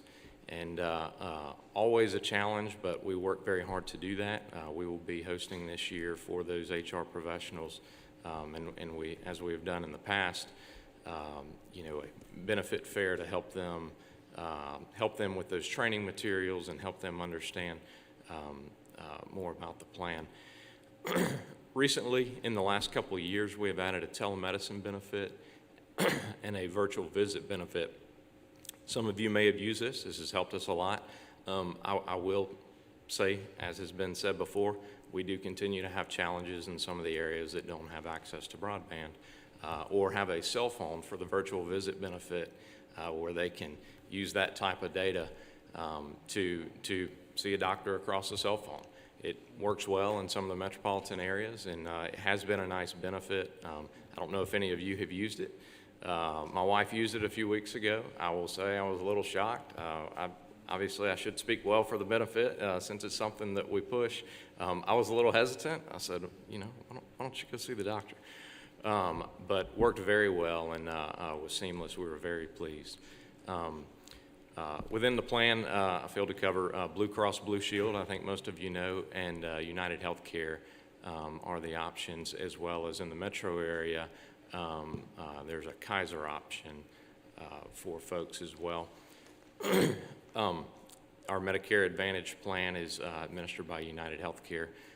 Policy decision that the state made several years ago to move into the move retirees into Medicare Advantage. We have good feedback on the program, and I think it's going well at this point. Our State Office of Rural Health, many folks in this room know Patsy Whaley. She's our executive director, does a great job, and she has a wonderful staff. Their office is just a couple miles off the interstate, located in Cordele. They administer numerous grants that you all fund, and then also some that involve federal dollars as well. Probably 20-some grants. Many of those are the FQHC startup grants that flow through the Office of Rural Health, and and many others as well. They provide technical assistance to many of the providers in rural areas and some of the small hospitals. We work with many of the folks in this room who do much of that work as well, and we hope to continue to be able to be a resource in Georgia for rural hospitals, and are proud of the work they do. They had also, as Chairman McCall had addressed the migrant farm worker issues regarding health care. A couple times a year they have a farm worker program where that rely on some of the area partners, where they literally are open from 5 p.m. to 10 o'clock at night, and where they have some providers who come and offer some screenings, do some basic dental work, some basic primary care work, and try to address some of those local needs, and try to hit those during peak seasons for migrant workers. And again, penetration is tough sometimes, depending on some folks are not susceptible to that at times, to be able to come and maybe even come to the office or something like that. But we serve a lot of folks, and I see a few of our partners in the room that help with that, and it's been a good program. Help facilitate the Rural Hospital Stabilization Committee and the grant, and that's been, as I think most of you know, that's entering into its third phase. $3 million you all appropriated in the fiscal year 18 budget. There will be, I think recently announced, I believe, was 12 hospitals who will receive $250,000 apiece for some approved projects, 1 or 2 approved projects each on those. You heard a little bit about that yesterday from Miller County and some of the things that they've been able to do with that money. I think it's been a phenomenal effort, and you know, I think one of the things that is exceptional, it was demonstrated by the FQHCs, it's been demonstrated by many of the hospitals, and certainly was by Ms. Rao yesterday, is when you put it out there, the innovation that can happen, and with local small providers, that when people have good ideas, and it's an exceptional thing. So we appreciate your continued efforts in that area, and are proud of the work that's going on. These are a few of the grant awards that have been over the last 2 years. I won't go through details on those. Numerous other grants that flow through the State Office of Rural Health as well. Talk a little bit about Medicaid. As I mentioned, a very large portion of our budget is of course Medicaid. A little north of 65% of the funding in Medicaid comes from federal dollars. About approximately 2 million of our 10.5 million Georgians are enrolled in one of the Medicaid programs. It continues to be, and as I mentioned, it continues to grow. As I mentioned, the possibility even within the current eligibility limits, there's continued growth possibility in there. And I'll get into a couple of the areas of how eligibility is, or how folks are being enrolled, and how we're trying to help assist that. The Age Blind and Disabled program, approximately 500,000 Georgians receive their help through the Age Blind and Disabled program within Medicaid. By far the largest cost, although it's only a quarter of the Medicaid enrollees, it's by far the largest cost. I believe it's around half of the cost of the Medicaid expenditures in this state. I don't think that's unexpected or unlike other states. These are many folks who have many medical complexities. They're folks with intellectual and developmental disabilities, physical disabilities, others elderly folks who are in nursing homes and elsewhere. Some very high cost, high need individuals in this really drive those costs. Low-income Medicaid, approximately 1.4 million folks in that program now. And then Peach Care for Kids, approximately 128,000 folks currently enrolled in that. That's a 100% federally funded program. A large portion, as you've heard, a couple of the references to the care management organizations in Georgia, our partners who are helping deliver the coordination, the benefit and the coordination of care for about 1.2 million, between 1.2 and 1.3 million of Georgians that are in the Medicaid program. We rely on our CMO partners to coordinate that care and cover that care.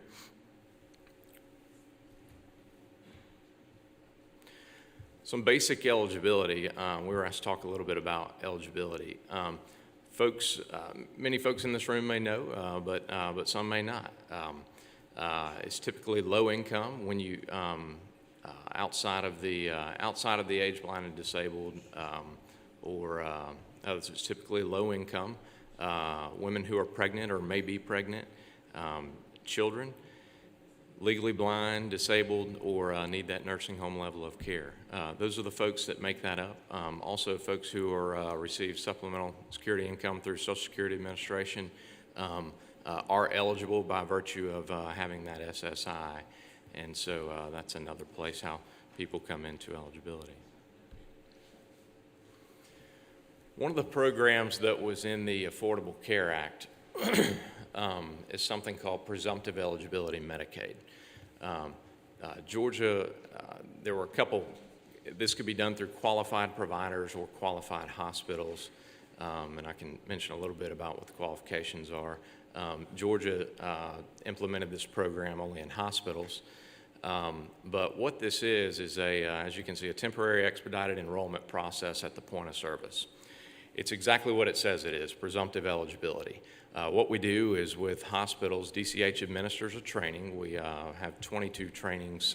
Some have occurred this year and some happen after, to allow, as we continue to try to address folks who are uninsured showing up at the hospitals and how do you cover that.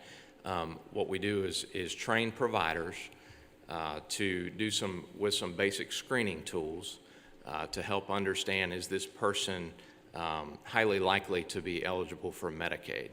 And if so, encouraging that provider to go ahead and screen them, and through the presumptive eligibility Medicaid program to be able to bill for that initial service, although they haven't gone through the what may be a 6-week process to get a response through the normal Medicaid application process. There are currently 47 hospitals participating in this program. Again, I mentioned it was authorized by the ACA and qualified hospitals who have to come through and do that training to be able to administer that program. There's a little bit about what a qualified hospital is.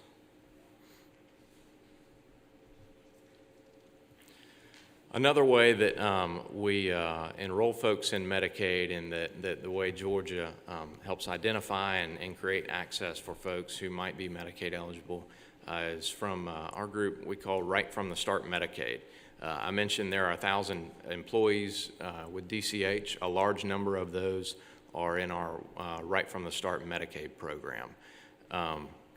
They are located in DFACS offices in all 159 counties. They are responsible for helping folks that are get through that Medicaid application process. And so they, in addition to the Medicaid application, they help with long-term care benefits, things like you may be familiar with the Katie Beckett waiver, or also the Planning for Healthy Babies waiver. One of the things that RSM does is, as similar to as mentioned with the FQs, we do, if requested, and we do this in many schools and other areas, we do outreach programs. We'll do it outside of normal hours. Not everybody can come, particularly if they're struggling families or if they don't live near a DFACS office, don't have the ability to get there during business hours. They will, again, as previously mentioned, like at the drop of a hat, if you can get a few folks in a room, we will do some outreach and help folks get through that Medicaid application process. Online is another way through folks get through the Medicaid eligibility. They can apply through the gateway georgia.gov site. Currently, some of you are familiar with the integrated eligibility system that is underway. The Department of Human Services is running that program, and we'll soon have that off the ground. The pilots have been successful so far, and before long we will be statewide. What that will allow is folks through this online portal to not only access the Medicaid benefit, but instead of going here for Medicaid, here for TANF, here for food stamps, here for wherever, it would take care of eligibility. It's essentially a one-stop shop for eligibility, and we are looking forward to having that off the ground, and will be great for folks, particularly in rural areas where transportation challenges present for many folks in that Medicaid population. Asked to touch a little bit around the children's mental health issue, and I think you heard from Commissioner Fitzgerald yesterday at the Department of Behavioral Health, who covered this very adequately. It's something I'm passionate about. Again, I spent 4.5 years at that department, and having young children. I have a 5-year-old, 4-year-old, and a 1-year-old, and it's something you think about often. Commissioner Berry's thoughts on this issue have been heavily influenced, not just coming from DBHCD, but he spent over 20 years as a provider. He ran a community service board in Georgia, and it's interesting. He shared with me many times about the just gnashing his teeth over his experience of dealing with the Department of Community Health. And, you know, and now here we are. And so that has heavily influenced the way we're thinking about how we interact and work with providers. I think you could ask almost any employee in our agency right now, and they would, if you ask them what our top priority was, what's Commissioner's top priority in this agency, I think customer service would probably be the number one thing they say. We talk about it every day. We have many different customers. Those customers are certainly beneficiaries of the benefits that we administer. They're state health benefit plan beneficiaries. They're members of the General Assembly. They are providers. They are other state agencies. One of the things I'll touch about this issue is having come again with Commissioner Berry moving over from different agencies, one of the things that he knew and for him was a total non-negotiable is realizing and owning the fact that we are a payer and a regulator at DCH. To a large degree, that's our role, and we don't have to be the expert in mental health. We don't have to be the expert in the things that DFACS does and everywhere else. We need to rely on those agencies and partner with those agencies to make sure that, for instance, we don't develop a state plan service without the input of the Department of Behavioral Health. We don't develop a state plan service that directly affects DFACS kids and not get their input. I think it's one of the most important things that we can do in coordinating with some of these other agencies is simply a non-negotiable in our department right now.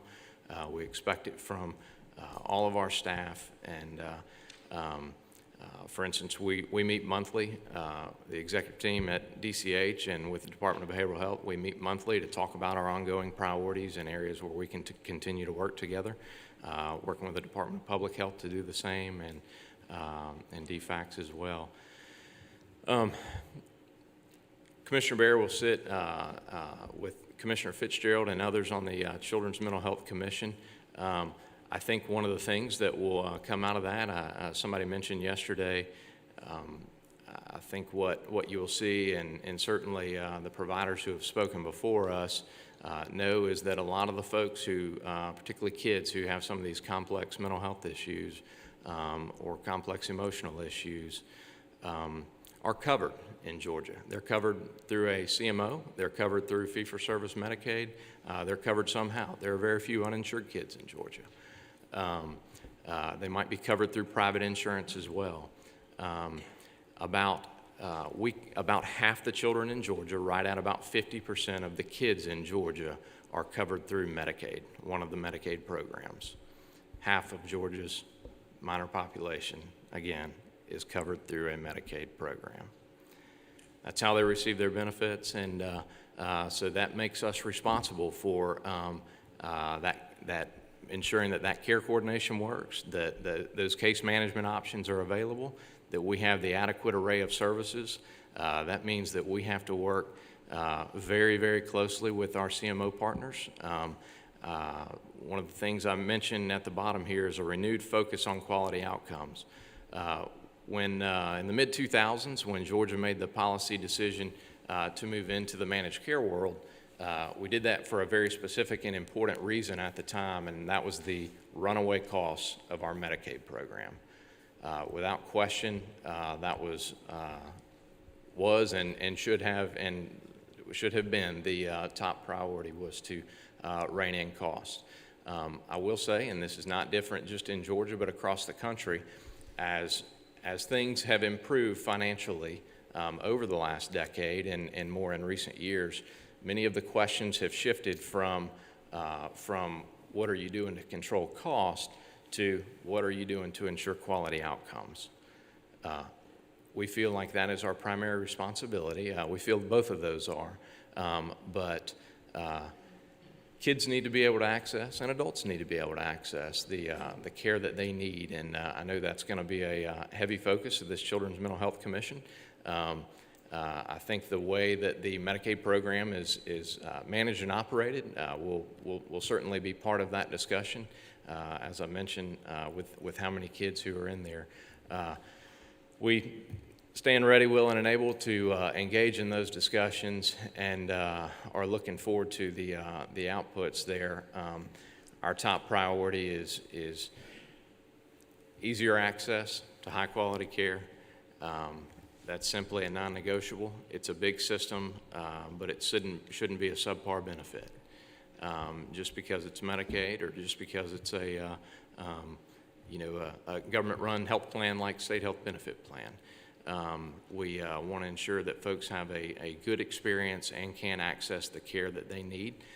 We're constantly looking through our state plan, our Medicaid state plan. There have been a number of items that have been incorporated into the plan recently that I believe will definitely support access in rural areas.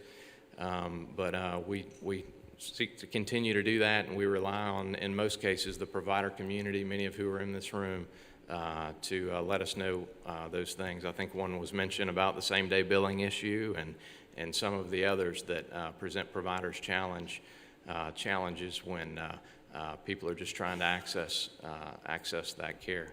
And so a couple of other things that we're doing, and I'll wrap it up. I mentioned the Medicaid provider application, or I haven't mentioned the Medicaid provider application process. I guess I did with my dental example. One of the things that we're doing is the credentialing for providers, particularly with the CMOs, is trying to move into an environment where instead of enrolling 4 times with 4 different CMOs to become a provider, that you could be credentialed through a single application process. That's something that we are well into and should have wrapped up in the near future. That's most of what we want to cover today. I know some of the other content may come through questions. Happy to answer those. Appreciate the opportunity to be with you today, and look forward to any questions you may have. Thank you. Andrew, thank you. I know that we've got plenty of questions, but we're running behind, so what I'm going to do is ask you to wait till the end, because we've got a slot at the end where we can have some discussion time. If we've got time, we'll ask some questions. I know several members of the council do. I know I do. We're going to take a break on the calendar we've got, or the agenda. We've got 15 minutes, but we're going to take 10, see if we can get back on schedule, and be back in here in 10 minutes. Thank you.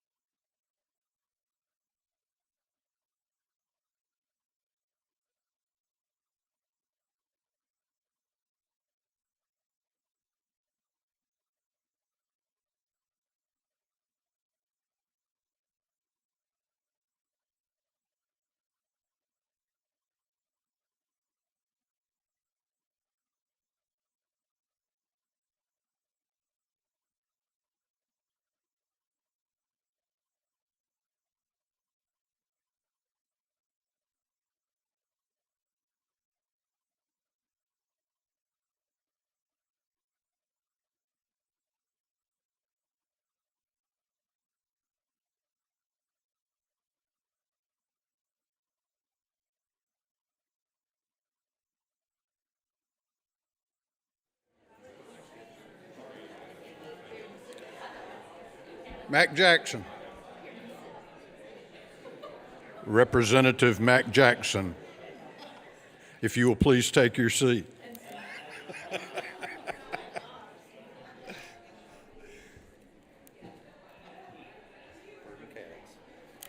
Indeed.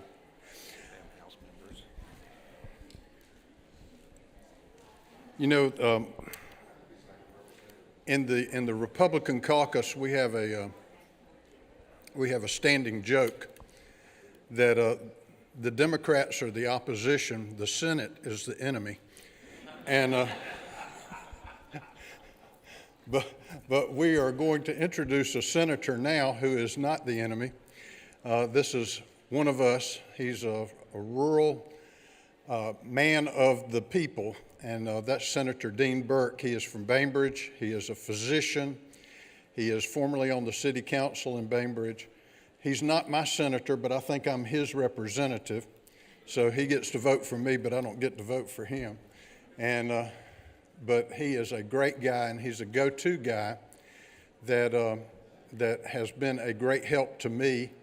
And I think that South Georgia or in rural Georgia are very, very fortunate to have him in the state Senate, because a lot of times what we also realize, whether you're in the House, the Senate, the Democrats or the Republicans, that there's nothing common about common sense.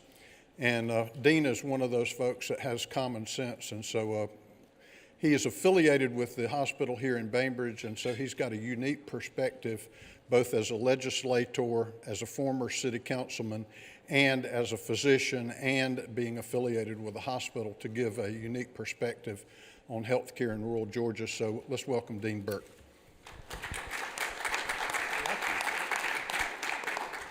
That was so much nicer than I was expecting. I've got 8 counties in this area, and you know, I think Freddie Powell Sims has got 10 or 11 in the Senate. You know, the running joke is we're the dumb ones because we get paid the same as y'all, but have to work 3 times harder. I'm not sure that's true, because you know, I tell everybody if they call me with a problem, I said, you know, I'm a healthcare guy. You need to call Jay. I can't use that on Darlene because she's a healthcare gal. But the thing that I'm asked the most when I'm in town speaking to groups in my district is, you know, why would a physician run, and what was your, you know, what was your surprise? I mean, what did you find up there that you weren't expecting? And why I was running is why we're here today, is because healthcare policy is so important to Georgia. And at the time I ran, we had very little healthcare expertise in elected positions. So just, you know, Ben Watson was in the House, so we didn't have a physician in the Senate. I'm proud to say we've got 5 physicians as of a couple of months ago with that special election in the legislature. It's probably the most it's ever been. So I hope that you guys listen to your friends that are physicians on your side. We certainly are proud of the ones that are representing us. But the other thing that I wanted to mention is that as far as surprises when I was elected is the quality and the caliber of my colleagues, especially that represent rural Georgia. It has been amazing to me, the talent and how many people are willing to put aside their family life and their business life for doing what you guys do. And I just want you to know I appreciate it. The challenges that we have are humongous. But the other thing that I try to remind when I'm speaking in front of a group is how lucky we are to live in Georgia. You know, we've got the best economy in the nation according to CNBC. We've been in top 10 best places to do business in their ranking since they started. I think 14 years ago, we've been in the top 10. So we're AAA bond rating. I mean, we have got so many advantages over a lot of states, and a lot of folks don't give the elected leadership the credit they deserve for all of those things. Everybody seems to focus on the negative. So again, I want to welcome y'all to South Georgia. Some of you guys that are my colleagues know how far it is to Atlanta, but some of you folks in the back there that don't come down here very often. We're just glad you're here, that I could get up and be over here. This took me about 6 minutes to get here from my house, and that's a hell of a lot better than it is from my apartment in Atlanta to the Capitol, even though I'm closer up there. So anyway, I appreciate the fact that y'all are down here and doing what you're doing as far as going all over the state, because, Terry, it's a big state, isn't it? Georgia's blessed with a lot of geography. And one of the things I think you're going to figure out as you go through all these cities and towns is every one of them are unique. I mean, we don't have a one-size-fits-all solution for these problems because every one is unique. And we're going to talk a little bit about our challenges here. And the other thing I want to do is y'all come up a little bit closer so they can see you. These are my bosses, for real, okay? Except for my wife. She's my real boss. But these are my day-to-day job boss. So please lie to them, okay? Be nice. So, because if I don't get a paycheck, my wife will pull me home. So that's just the way it is. As I said, and Greg is our interim CEO, Glennie's our hospital authority chair, and they're largely responsible for any of the good news that we have today. A little bit about our hospital. We're licensed for 80 beds. We staff for about 40 or 45. If we've got 40 or 45 patients, we're covered up right now. 450 FTEs. We do own an attached nursing home that's 107 beds, and our annual net revenue is about $45 million, and hopefully that will continue to increase. Now, a few years ago, we were one of those headlines of hospitals threatened to close. As you can see, there's red numbers up there, the first couple of fiscal years there. Last year, we turned a corner, and we've turned a much bigger corner this year. We're in the black last fiscal year, and are looking forward to an even greater positive net income this year. And how did we do that? I mean, Robin gave y'all a great presentation yesterday. Robin's a neighbor of mine from the Miller counties, the county north, and I represent it, so I'm proud of the work that Robin has done. And a lot of what we've done to improve is just going back to basics. We get back to improving revenue cycle, productivity. We are blessed. There's some county and city leadership, I think, welcomed y'all this morning. They stepped up to the plate and done a lot of things that a lot of rural counties haven't done. And we are very blessed to have leadership in our county that get along right now and all want us to move forward, which it means keeping a hospital, a viable hospital in our county. So in order to talk further about that, I want to introduce Greg. Greg is our interim CEO, and he's one of these guys that they make movies about. He comes in and rescues places. He doesn't have a fireman's hat, but he's a rescue expert. So hospitals that are in trouble reach out to experts to help them get stabilized, and he was ours. And so I'm gonna, because of the fact that he's done this all over the country, not just in Georgia, I felt like you guys needed to hear some of his thoughts about what happens in our local area, but also what he's seen in the rest of the country, because a lot of what we're dealing with is not unique to Georgia, and I think we all sometimes forget that. So, Greg? Thank you, Dean. I appreciate that. I've been in healthcare for about 4 decades now, so I've been around a little bit, seen a lot of didn't quite see Lyndon Johnson sign in the Social Security Act, but I was probably pretty close. But I've seen a lot of changes in healthcare. I have served as CFOs to proprietary healthcare chains and CEO, and I've held a number of different positions, but about a dozen years ago, I formed my own company, and basically it focuses on turnarounds of distressed healthcare providers and hospitals. So I have clients throughout the country, and I go in as an interim CEO, interim CFO, with the thought that we were going to try to turn this facility around, and we're fortunate we've had a lot of success. Our local facility here, Memorial Hospital and Manor, is actually a good example of it. I'm based out of Dallas, Texas. I do a lot of work in states that did not expand Medicaid, because obviously that's where a lot of risk hospitals are. I can personally attest that The stresses are there that are just absolutely enormous. I mean, I can see why there's about an average of one hospital a month that's going into bankruptcy and closure. I see them.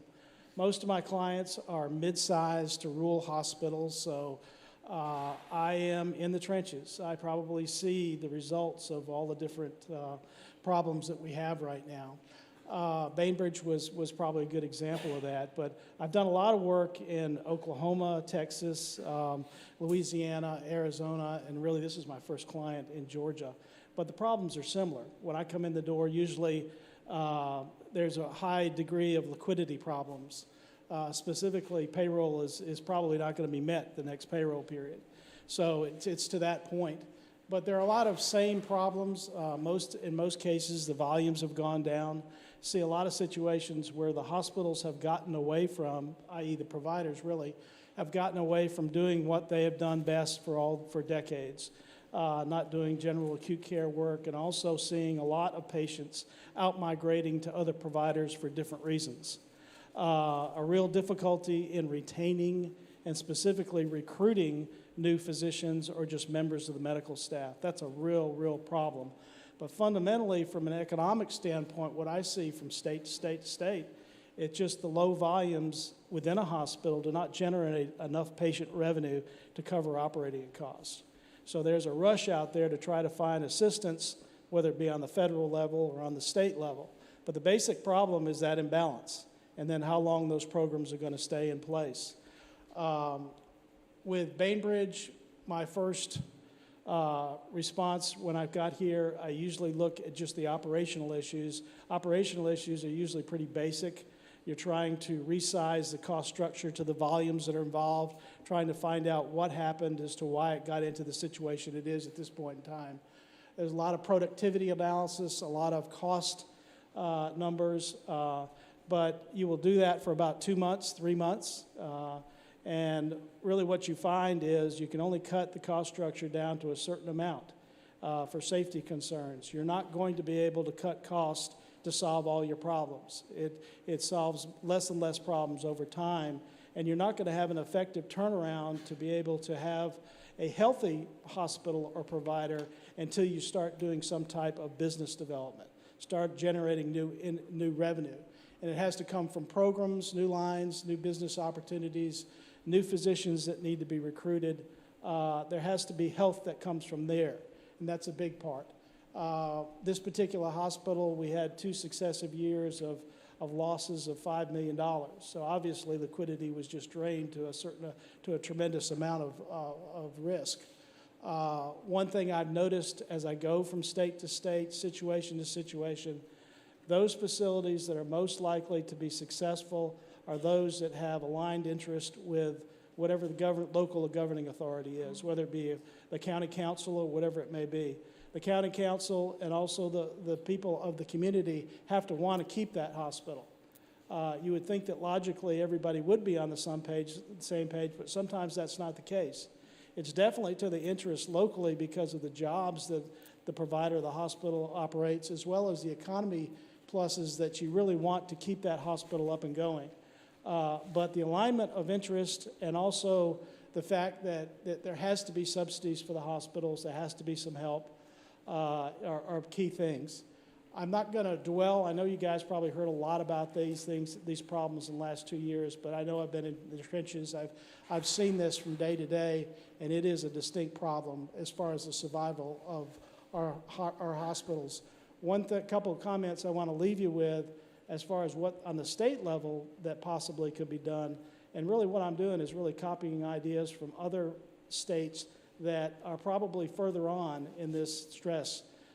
States like Texas and Oklahoma that are looking at refining their UPL programs a little bit more to get some more revenue. So maybe some revenue enhancement programs or stabilization. I can probably share that with you a little bit, but I would encourage the state to look to other states as to what they're doing because Georgia is a little bit behind the curve in terms of stress, if you can believe that.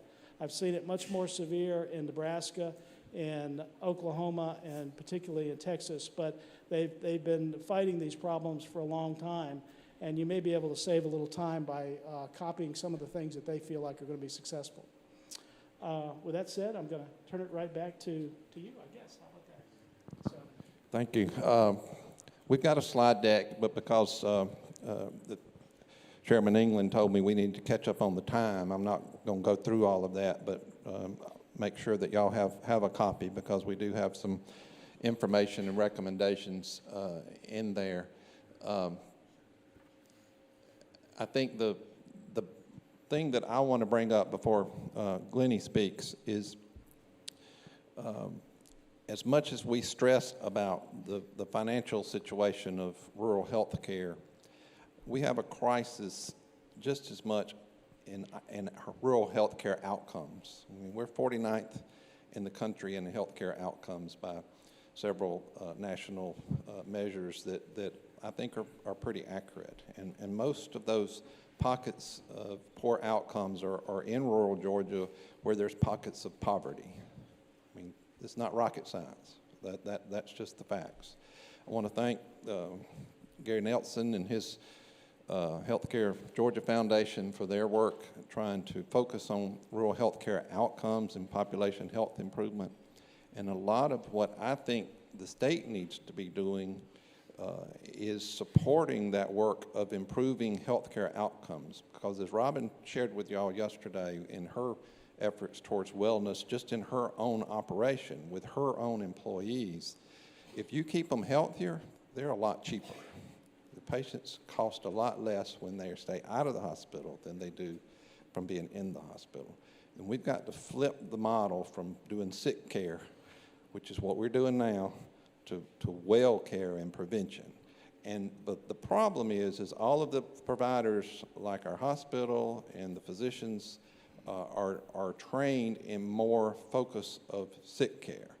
And so there's going to be pushback and barriers as we focus on quality and outcomes and prevention, because it's not what we've always done. And so for the next 5 years, that's going to be a real headache for everybody. I think as we get through to the other side, we're going to be in a lot better shape, because we're going to have a healthier population. Now, I understood that some of y'all went out to dinner last night at some of our local places, and maybe a plantation around, and I heard y'all had some smoked pork chops, and I appreciate y'all contributing to the economy of our community, but also our health care, because, those things aren't real healthy. So, part of your challenge today is maybe walk around the campus a couple of miles, okay? But they was real good. They're some of the best in the world. So I want to welcome Glennie, our board chair, to speak a little bit about the population piece or the community piece of what we're doing here. Thank you. I'll do this. Thank you, Senator Doctor. I appreciate that. And I'll echo what Chairman Powell said about your unique skill set. We are fortunate to have you representing us and working side by side with us in Bainbridge and Decatur County, as well as your whole district, of course. But I'd like to thank this council for the work that you're doing to develop strategies that will lessen the disparities that rural communities face, whether that's educationally or economically, and certainly with regard to the topic we're addressing this week, health care. We all know the strength of Metro Atlanta with regard to these quality of life issues, but we also know that they'd all starve to death and they'd dry up if they didn't have what the rest of us have. So I appreciate the fact that you are focusing on the things that rural Georgia can bring to the table. And part of what we want you to leave here today and what you learned yesterday is how that can be equated to a positive return on the investment. Because I know it comes down to leveraging taxpayer dollars and making sure that you're spending those wisely. And rural health care can result in a positive return on your investment. The best way to do that for any political entity, local, state, federal government, is to create jobs. That's the best way to generate a positive return on investment. And to that end, I challenge you to think of hospitals, rural hospitals, as job creators.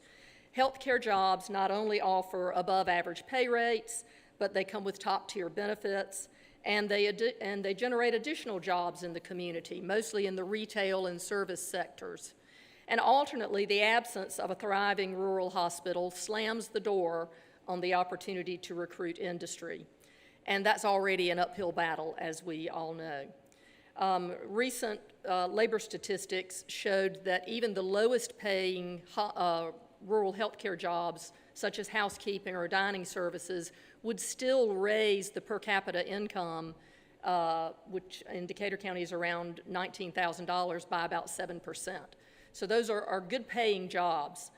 And we are often also criticized for maybe giving away too much to new industries and not doing enough to focus on existing industries and existing businesses that can generate organic growth and bring jobs to the table.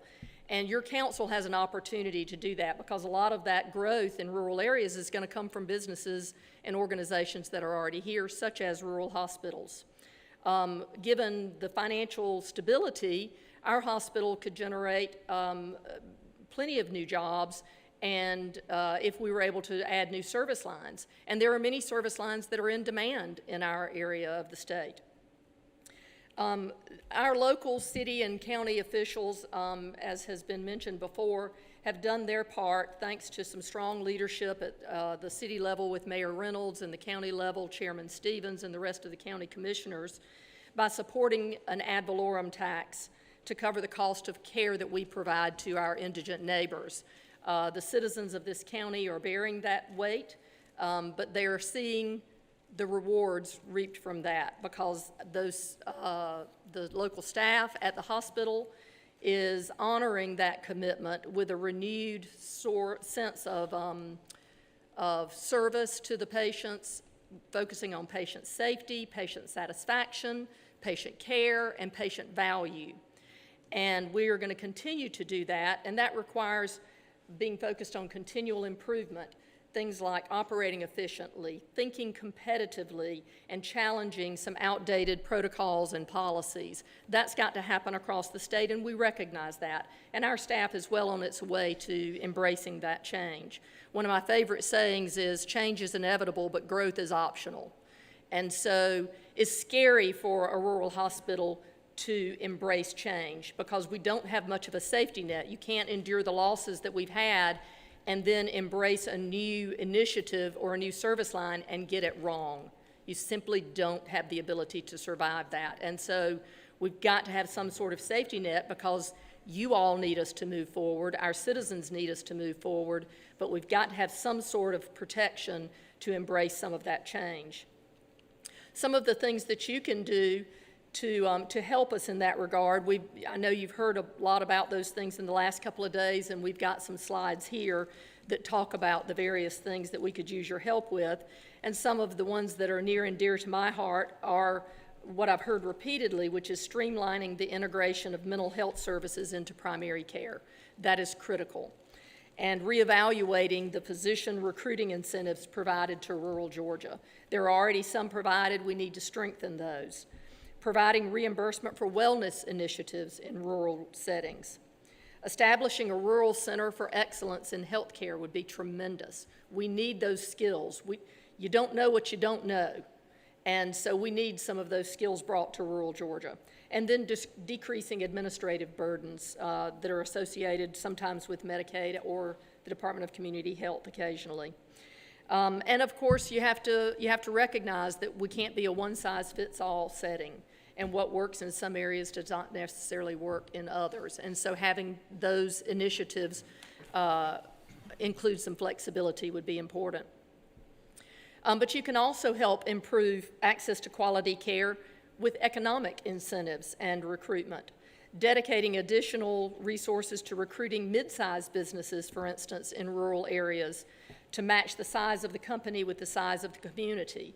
The Department of Economic Development and the Department of Community Affairs, one has a great focus on rural Georgia, the other has a great focus on recruiting, but meshing those two so that there's some specific resources to recruiting in rural areas would be very important. Now, don't get me wrong, we'd love to have a large industry. We'd pull out the good china for a large industry to come to Decatur County, but mid-sized industries and businesses and organic growth from existing employers are important too. But it would be fair to offer some incentives to those types of organizations. And like Dr. Burke just mentioned, it would also, I would be remiss if I didn't mention not only the economic aspect of what we're talking about, but the human or the humane aspect of stabilizing rural health care. Georgians should never be satisfied to let geography determine outcomes, and one zip code should not determine your likelihood of a premature death from one of these horrible diseases.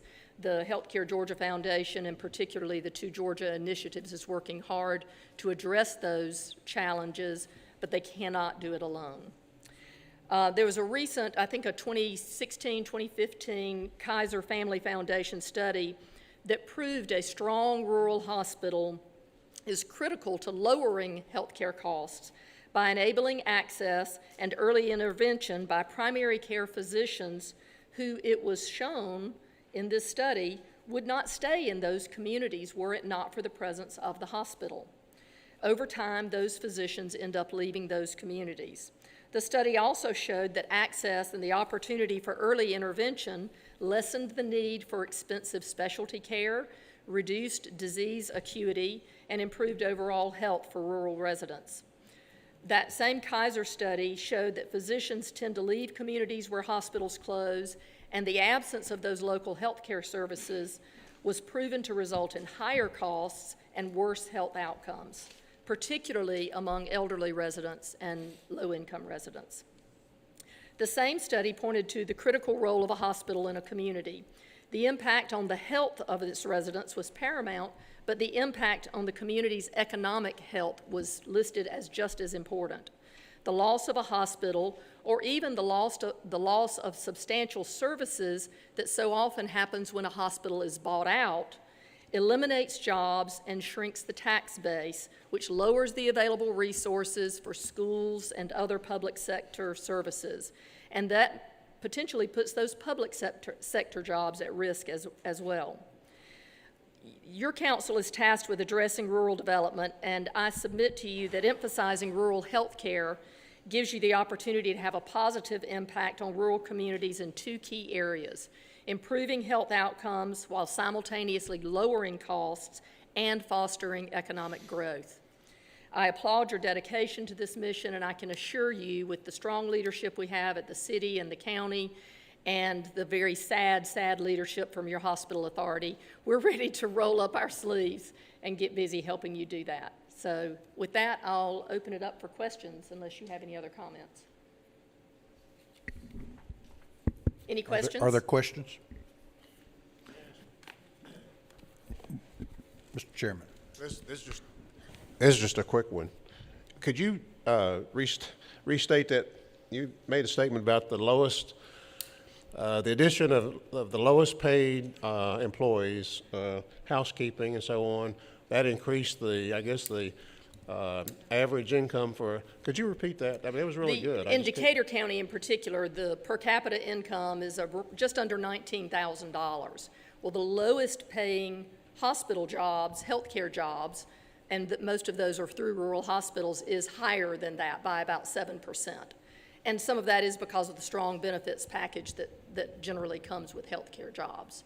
So certainly it takes a lot to drive an overall number ratio for a county, but individually those jobs pay higher than our per capita income now. I got you. Thank you. Representative Reiner. Thank you, Mr. Chairman. I was really intrigued yesterday by the great work they're doing in Miller County yesterday, and that outside-of-the-box thinking. And with that said, there's been a phenomenon called the halfbacks, which I'm really interested in. That's the people that have moved to Florida realize it costs more than, and a lot of those have great disposable income. And one of the things that's important is quality health care. Locally, do you know if your economic development authority, if the community leaders, if you've engaged in trying to sit there and market Bainbridge or this stretch along 84 as an option to people who may not want the expense of Florida?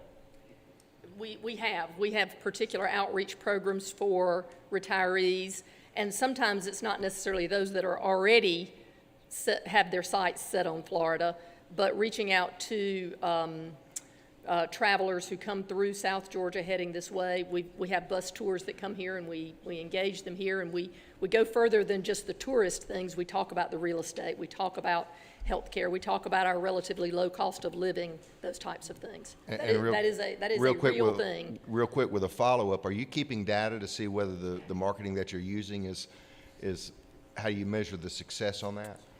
I don't know that they have any data on that. Not that I've heard. Thank you. Chairman Engel. You had mentioned that the county is participating with the ad valorem tax. What kind of impact does that monetarily have to the hospital? It's been a game changer for us. The structure of the tax is that the county taxpayers countywide would reimburse the hospital for its actual cost. Obviously not its billed amount, but the actual cost of providing care to indigent residents. And indigent residents are defined by the federal definition of that. And so individuals coming to the hospital have to fill out the application and meet that criteria. Our auditors have to attest to that number at the end of each year, and they turn that into the county, and the tax is levied with a cap of 2 mills for our particular situation. So the first year we did max out that cap, and our indigent cost was a little bit in excess of the 2 mil cap. This past year, we had the benefit of a slightly larger tax digest and a slightly lower indigent cost, so we were able to lower that to 1.58 mils this past year. Dollar-wise, what does that? It's about, this past year it was about 1.3 million, I think, and the year before that it was about 1.7 million. Okay, all right, thank you. I think we'll see if any more questions, but just a quick summary. I mean, I think in listening, the mental health integration seems to be floating to the top in all the folks that I'm talking to. The need for more support in whatever format we decide to do it for data analysis and technology, I think is huge, because we can't improve the health of the population without data. My physicians that work for the hospital, they respond to data, and they're very, very questioning of the data. So we have to make sure the information we put in front of them is accurate. And in this new world of technology, that requires data and analytics and human side and the technology side that most rural hospitals just can't afford. I mean, we're going to have to figure out a way to give us resources to fund those kind of programs. Those are the two areas that seem like just keep hearing over and over and over. Representative McCall. My question is to the lady that talks just like my friend Kathy. Back to Terry's question about the tax. Do y'all separate out the residents of Decatur County as far as indigent goes, and that tax only pays that, or y'all pay the whole indigent care? It is the whole amount, but we don't have a large amount coming from other counties. I mean, that's something that's monitored. But you don't pick up indigent care coming out of Florida or wherever? No. Okay. No, we do not. Darlene Taylor. Thank you, Mr. Chairman. Thank you for the presentation. I have kind of a peripheral question. I know the hospital has been such a vital part of this community for years and was very comforting to the residents. And a lot of the problems, I think, for y'all came with the recession and the law. An incredible passion for rural Georgia. Grew up in rural Georgia, born and raised in Cordele, and he took off on a pathway of understanding what hospitals are dealing with and what rural hospitals are dealing with. And as part of that, he grabbed me one day and threw me in a truck, and for about 2.5 days, we rode about 1,500 miles, never left the state of Georgia, but visited 8 hospitals over about a 36-hour period. And subsequently have done that now for about 5 or 6 years in a row. And that's kind of what was my eye-opening moment and understanding of the issues facing rural hospitals. It was somewhat different. The problems were somewhat different when we first started, and it's amazing how much a lot of these issues and problems have changed over a 5 or 6 year period. Some have gone away, some have gotten much worse, and some new problems have arrived as well.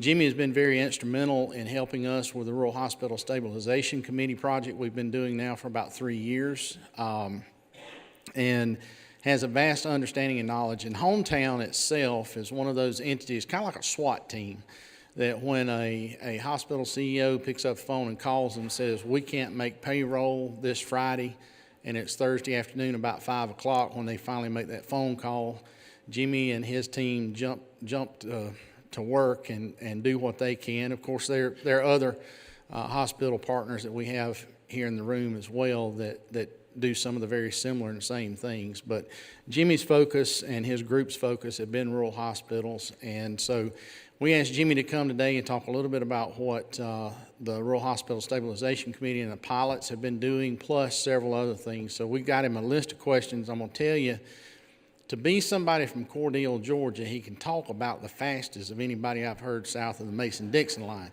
So I'm going to tell you, put your seatbelts on because we're about to take off. Thank y'all.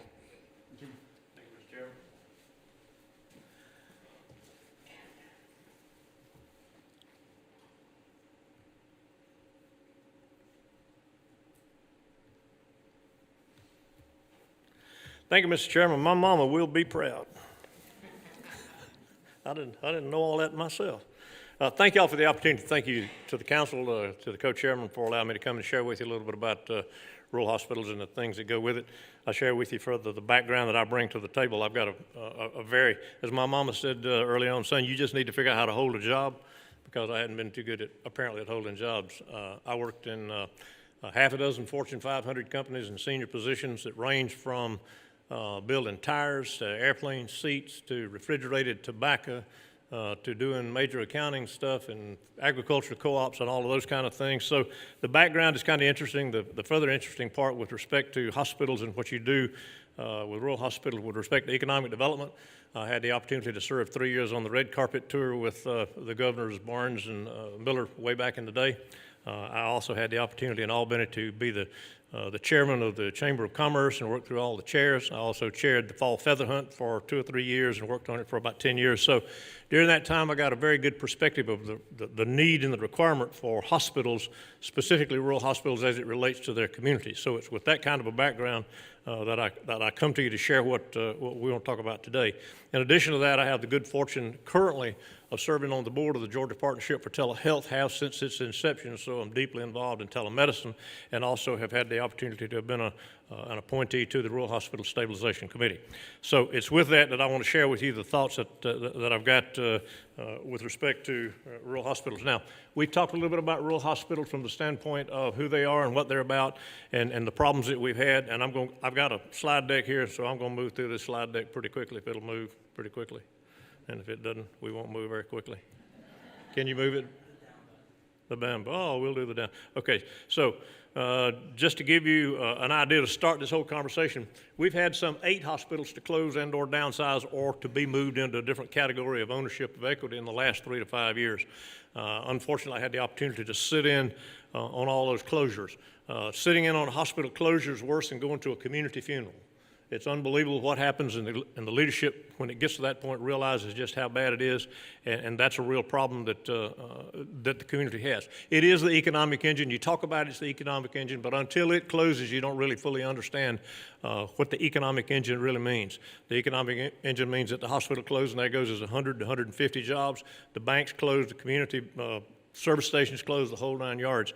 We were in Glenwood, Georgia last year, and we listened to the mayor over there speak about after 35 years what happens when the hospital closed and the community just basically turned into a dust storm.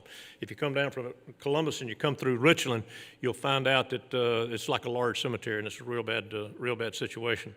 I want to address 3 major questions that I think you'll find that are interesting, and you'd be interested in some of the answers to them. What is the number 1 reason for rural hospital failures? What, if anything, can the state do to help rural hospitals? And then the next question is, what does successful rural hospitals do that can be used elsewhere? And I'll say that you heard the best of the best of the best yesterday. With Ms. Robin Round, what she's done, I've had the opportunity to work with that hospital since 1999 to see what has happened. That hospital was truly at closure's door. It was done. It was over. There was nothing else to do. They couldn't make payroll. I met with the board on several occasions to try to figure out on an emergency basis how to make payroll. She came in at the time where it was right at closure's door.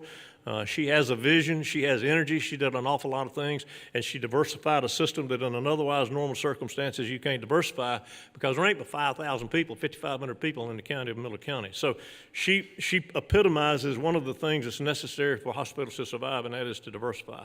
Now, I got a whole bunch of stuff that I want to share with you here that I think you'll find important, and I will speak fast Southern, so just bear with me, so here goes. But it's important to read and understand the headlines as they are occurring because the headlines are going to tell you what the story is. And these headlines tell you how bad the Medicaid program is broke. And I say, well, is that a partisan matter? We don't even need to discuss the partisan side of what's going on. Health care is broken, period. Whether it had been an Obamacare, whether it had been a Trump care, health care is broken as evidenced by some of the things that you see right here and some of the headlines where everybody's proclaiming that.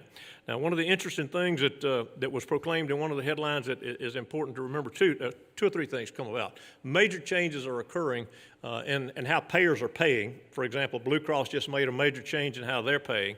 That's extremely important.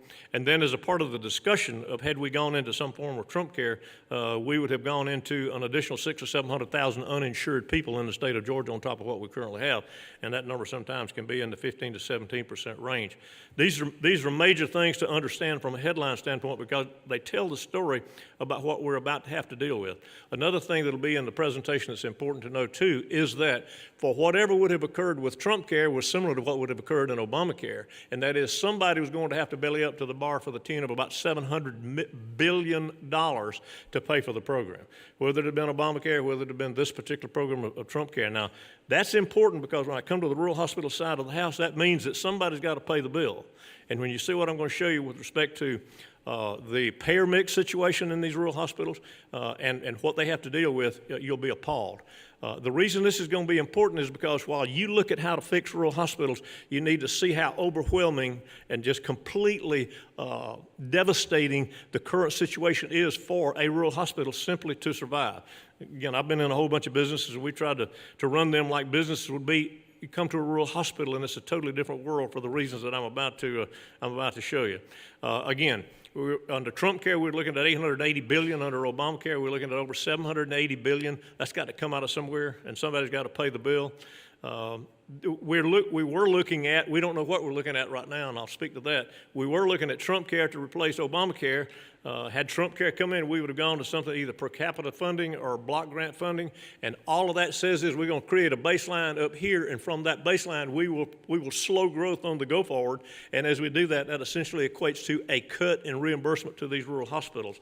And rural hospitals are particularly important to this issue because, as I'll show you on the payer mix, with Medicare and Medicaid and self-pay, their payer mix shows that they are paid by the government. You know, people always worry about a single payer.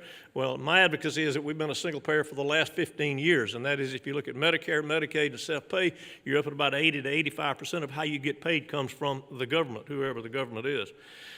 Some things that occurred at the policy, just to give you a little bit of background before we get into the heavy stuff on the payer mixes and such. We did have a lot of stuff legislatively at the session for the last year or two that were important to the process, and that is we did pass a provider fee, we did do with a tax credit bill, we're always dealing with CON, surprise medical billing, the CMO expansion, we went to the fourth CMO, and then this last one is most interesting. And the most interesting is we're in a situation where we're facing urban versus rural.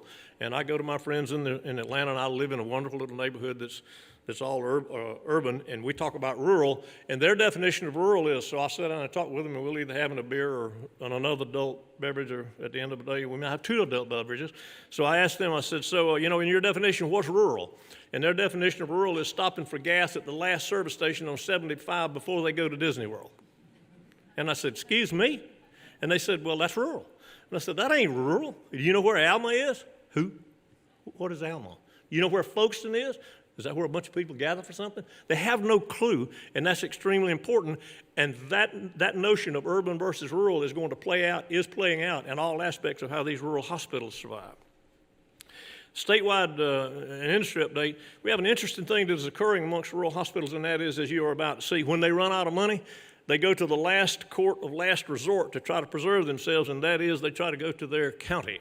And when they go to their county, they have to get somebody to approve something to produce cash for them. And the way they do that is something that I call now the referendum watch. And we're in a referendum watch where we've got a number of counties who are conducting non-binding referendums to carve out millage to try to support the hospital to keep it open. And that's a very unique situation because that says after that's over, there ain't nothing left. I've shared and we've discussed with a number of you on the council about how this is occurring.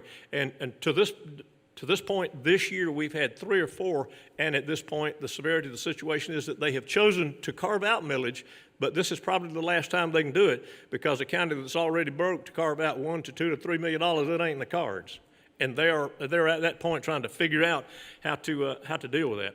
Another statewide update is on the Rural Hospital Stabilization Committee. I'll share that with you. We're seeing consolidation, purchases, and closures as a state opportunity for hospitals, and that's not good. But we're seeing something that's really interesting, and that is a reconfiguration of the model. And a reconfiguration of the model is something that's going on, for example, over in Adel, and that is the emergency room revisions. When we did the stabilization committee work, first thing we did was try to look at what's the value of an emergency room, what does it cost, or can you do standalones and such as that. Crazy findings came out of that deal, and the crazy findings were when you look at the visits that go into an emergency room, you find that 95% of the visits typically are not emergent. 5% are emergent. We got the most expensive part of the healthcare delivery system carrying out to do 95% of the services that we don't need to be doing over there. So Adel said, we got a different idea about that. Let's eliminate the emergency room. And you say, well, you can't eliminate the emergency room. Well, yes, you can. And you can do it with a couple of different innovations. And we talk about innovation technology. And the way you do that is you figure out how to put up an RHC or an urgent care clinic somewhere near to the hospital. And then you take the transport capacity that you got and you put technology in it in the form of telemedicine and all that kind of stuff, and you make the ambulance, which, oh, by the way, we got 1,100 ambulances in the state of Georgia, all of them are Wi-Fi connected, and we don't know how to do telemedicine in virtually any of them. So does that make any sense? No. But Adel said, let's take our ambulances, let's put the ability to put telemedicine and telecapability in that, 12 lead, 15 lead EKGs, let that be the emergency transport requirement to get them to the next center, and then let's take our patients, and if we eliminate the ER, we'll just move them over to our urgent care clinic. That is the model that will be coming down the pike as we go forward in the future. Some of the local stuff is we got local subsidies and referendums and SPLOST, but county governments get involved. The interesting thing about county governments is it'll get your attention if you're in the county government business, and this is how it works. As a county government, you get an opportunity sometimes to get to appoint the hospital authorities, and after they're appointed, they get out and do their thing because they're quite much an independent. And they're really independent until they run out of gas and they need help. When they run out of gas, they need help. They come back to the county government and said, oh, hello, we got to have some money. And the county says, okay, well, where were we in the decision-making process? And they said, well, you appointed us, but where are we in the decision-making process? I'll give you an example, not specifically to isolate this one, but to give you an example. So they got way down the line, and when they got way down the line and the hospital couldn't service the debt, the county had to belly up to the bar and absorb $38 million worth of debt. And $38 million worth of debt to try to keep a hospital up and going is a pretty precarious position to be in. That hospital situation name is Habersham County. I'll show you in a minute just how many of those there may be out in the world that do those kind of things, but it's a prevalent situation that's coming to the county, and if we don't figure out how to deal with it, we can have a multiplicity of counties go broke.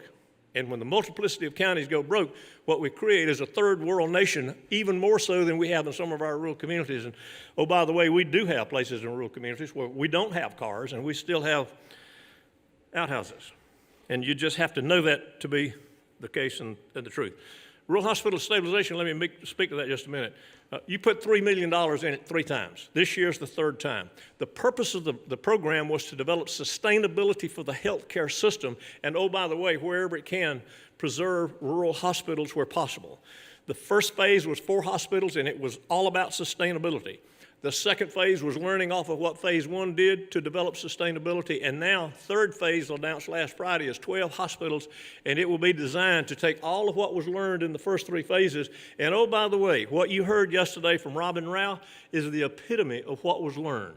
diversify, educate, develop leadership, do those things that will develop sustainability. She is the epitome of it, and she is Phase 2 Rural Hospital Stabilization Committee to deal with the care management, all of the care assessing, to deal with mental health, to combine a closed hospital as an economic engine to start it back up, and put 50 employees back on the payroll in a hospital at Arlington that was closed. We've got a lot of things that we've learned out of the Stabilization Committee, and you need to be aware of some of these things. The first of all is really nuclear science. We decided that after we learned all this stuff, we could take a community EMS, and instead of letting them be employed but unemployed for a large part of the time when they may not have been doing all they could do, we can put them out into the marketplace and let them go visit high-frequency utilizers. Now, the definition of a high-frequency utilizer is somebody that visits the ER 50 times a year.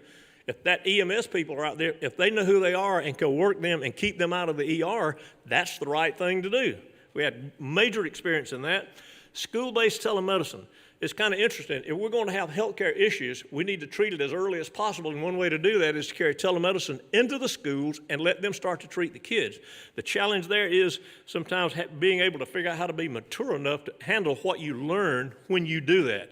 And for those who have put telemedicine into the schools, it has been quite a learning experience because schools for the longest time didn't want to declare that there was a mental health program in the school.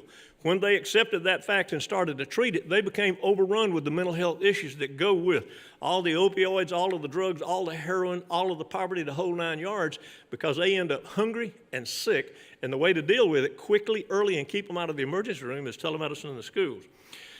We heard this thing called big data. Our insurance people, all of our insurance people in the room, if you will raise your hand, you don't listen to this. We need to understand that the situation with respect to big data is the insurers know more about us than we'll ever know. I'll give you an example, a very personal example. You may or may not like the example, but once upon a time I was in the tobacco business, and when I was in the tobacco business, I was in the refrigerated end of the tobacco business, and the alcohol, tobacco, and firearms people liked me a lot. I tell people they knew the thread count in my underwear 4 times a day. That's what they did with big data. You just don't know it, but there's a whole lot of people know the thread count in your underwear on a daily basis by data that you didn't even know got accumulated, and they're making decisions on how you get paid and how you get service from a healthcare standpoint. The next issue is ambulance-based telemedicine. Telemedicine people are in the back there. It's kind of interesting. They got a suitcase that's a hospital in a suitcase. The only thing they hadn't figured out how to do just yet, but are working on it, is surgery. And within that suitcase, you can turn that ambulance, you can turn wherever you are with that suitcase into a triage center. And it works very well. Mental health, we talked about mental health. I got to tell you, Mr. Chairman, England has traveled with us, and we've heard the story. We've got a lot of stuff that's mandated on us, but I got to tell you, we have an issue with mental health in our rural hospitals that we are totally incapacitated to deal with. We don't have the capacity, we don't have the credentialing, we don't have the certifications, and above all else, we don't have the liability insurance to cover the fact that we get patients that are brought to us and, if you will, are dumped and or placed for 1, 2, 3. I had a hospital that had a problem with a mental health patient that ended up keeping that patient for like 50 days. A mental health patient placed wrong in a hospital can close a rural hospital at this stage of the game. And then we talked about collaboration with FQHCs. We got to do that. There's a whole bunch of things that you'll find interesting. First of all, this tax credit bill that just passed was a unique bill in that it changed the definition of rural. It changed the definition of rural from 35,000 to 50,000. That's pretty interesting because in the past we've looked at the 35,000 calculation as a way to allocate certain funds. 50,000 is pretty interesting because for the tax credit program, it increases another 8 or 9 hospitals into that package, and that's extremely important to it. In addition to all of that, the tax credit bill does an interesting thing. It defines the 49 neediest rural hospitals. I'm asked a lot from the media, give me the list of the people that are going to close, and I tell them, no, I won't do that. I won't do that because we learned once upon a time when we published a list years ago, before afternoon came, the creditors were at the door trying to get everything they could in the truck to leave. I didn't publish this list. This is an official list somewhere in here. This is the list, 49 hospitals that the department had to publish in order to determine the needy people that would be eligible for the tax credit bill. There are 49 of them, and there are going to be 8. Okay? The next list is the top 15. You say, what does the top 15 mean? Well, the department has gone through the calculation with Dun & Bradstreet with the hospital surveys to determine the neediest hospitals. You can determine if they are the neediest hospital, calculated with the best calculations from the state, what's the probability of their survival. This is a real questionable list. We could deal with it all day long, but you just need to know that that's out there and that's out in the world of what's going on. I mentioned county and county involvement. This is kind of an interesting situation. You can see county involvement. We got counties that are currently funding their units up to $3 million, $3.5 million, and even more in some cases in all sorts of forms. I'll give you an interesting calculation in just a second that you'll find to be most interesting. This is a set of benchmarks that you just need to know that a rural hospital, the reason this is so important is the CEO at the rural hospital who's trying to keep it going has got to operate to this set of benchmarks. You say, well, okay, so we get pretty close. No, you don't get close. You either match these, or for every one of these that you violate, it's a direct transfer into the millage cost from the county to support it. Because this is what it takes to keep it up and going. This is an interesting one you'd find. It takes 40,000 population to support a rural hospital. 40,000. Every population number less than 40,000 is going to equate to a subsidy requirement from the county or somebody, whether it be the feds. In most cases, the feds are taking it down in DISH. It was pointed out earlier, we ain't the highest on the list when it comes to DISH and or UPL. That's shrinking, and with counties with economic problems themselves, they can't afford it. But 40,000 is what's required in order to make it work. And you say, how do you get to 40,000? Well, it takes like 8 FPs to support a surgeon. Surgeons like to work, in pairs and all that kind of stuff. It all adds up to a 40,000 requirement to support them. That's first and foremost. And then the next thing is it takes $103,000 net revenue to support an FTE. It really doesn't matter what business you're in. Take to Wall Street and look at what happens when Walmart cuts out X number of people. You'll find out that that's $100,000 or thereabout per FTE. Oh, what happened here in Bainbridge, you were talking about the net revenues. Your net revenue is now $45 million, and you have 450 employees. That's the number. It's important, and you say, well, everybody knows to do that. And my answer to you is no, that's not the case. We have a lot of legacy positions and boards that do not understand how to deal with this, and I have worked with some hospitals where, if you can believe it or not, they had 100 FTEs too heavy. Chairman and I traveled to one. The chairman came out and said, I just simply don't believe what I just heard. He was 100 FTEs heavy. So I asked him, I said, how much money are you losing? He said, I'm losing $5 million a year. I said, really? How are you doing that? He said, I don't know. So what's your FTE count? We calculated he was 100 heavy. $50,000 a pop, 100 of them, $5 million. There it is, 2 years in a row. Working with one right now that's 160 FTEs heavy. You say, well, what are they doing? Well, time left them in too many cases, and because time left them, the boards did not stay up on these kinds of things because they may not have stayed as educated.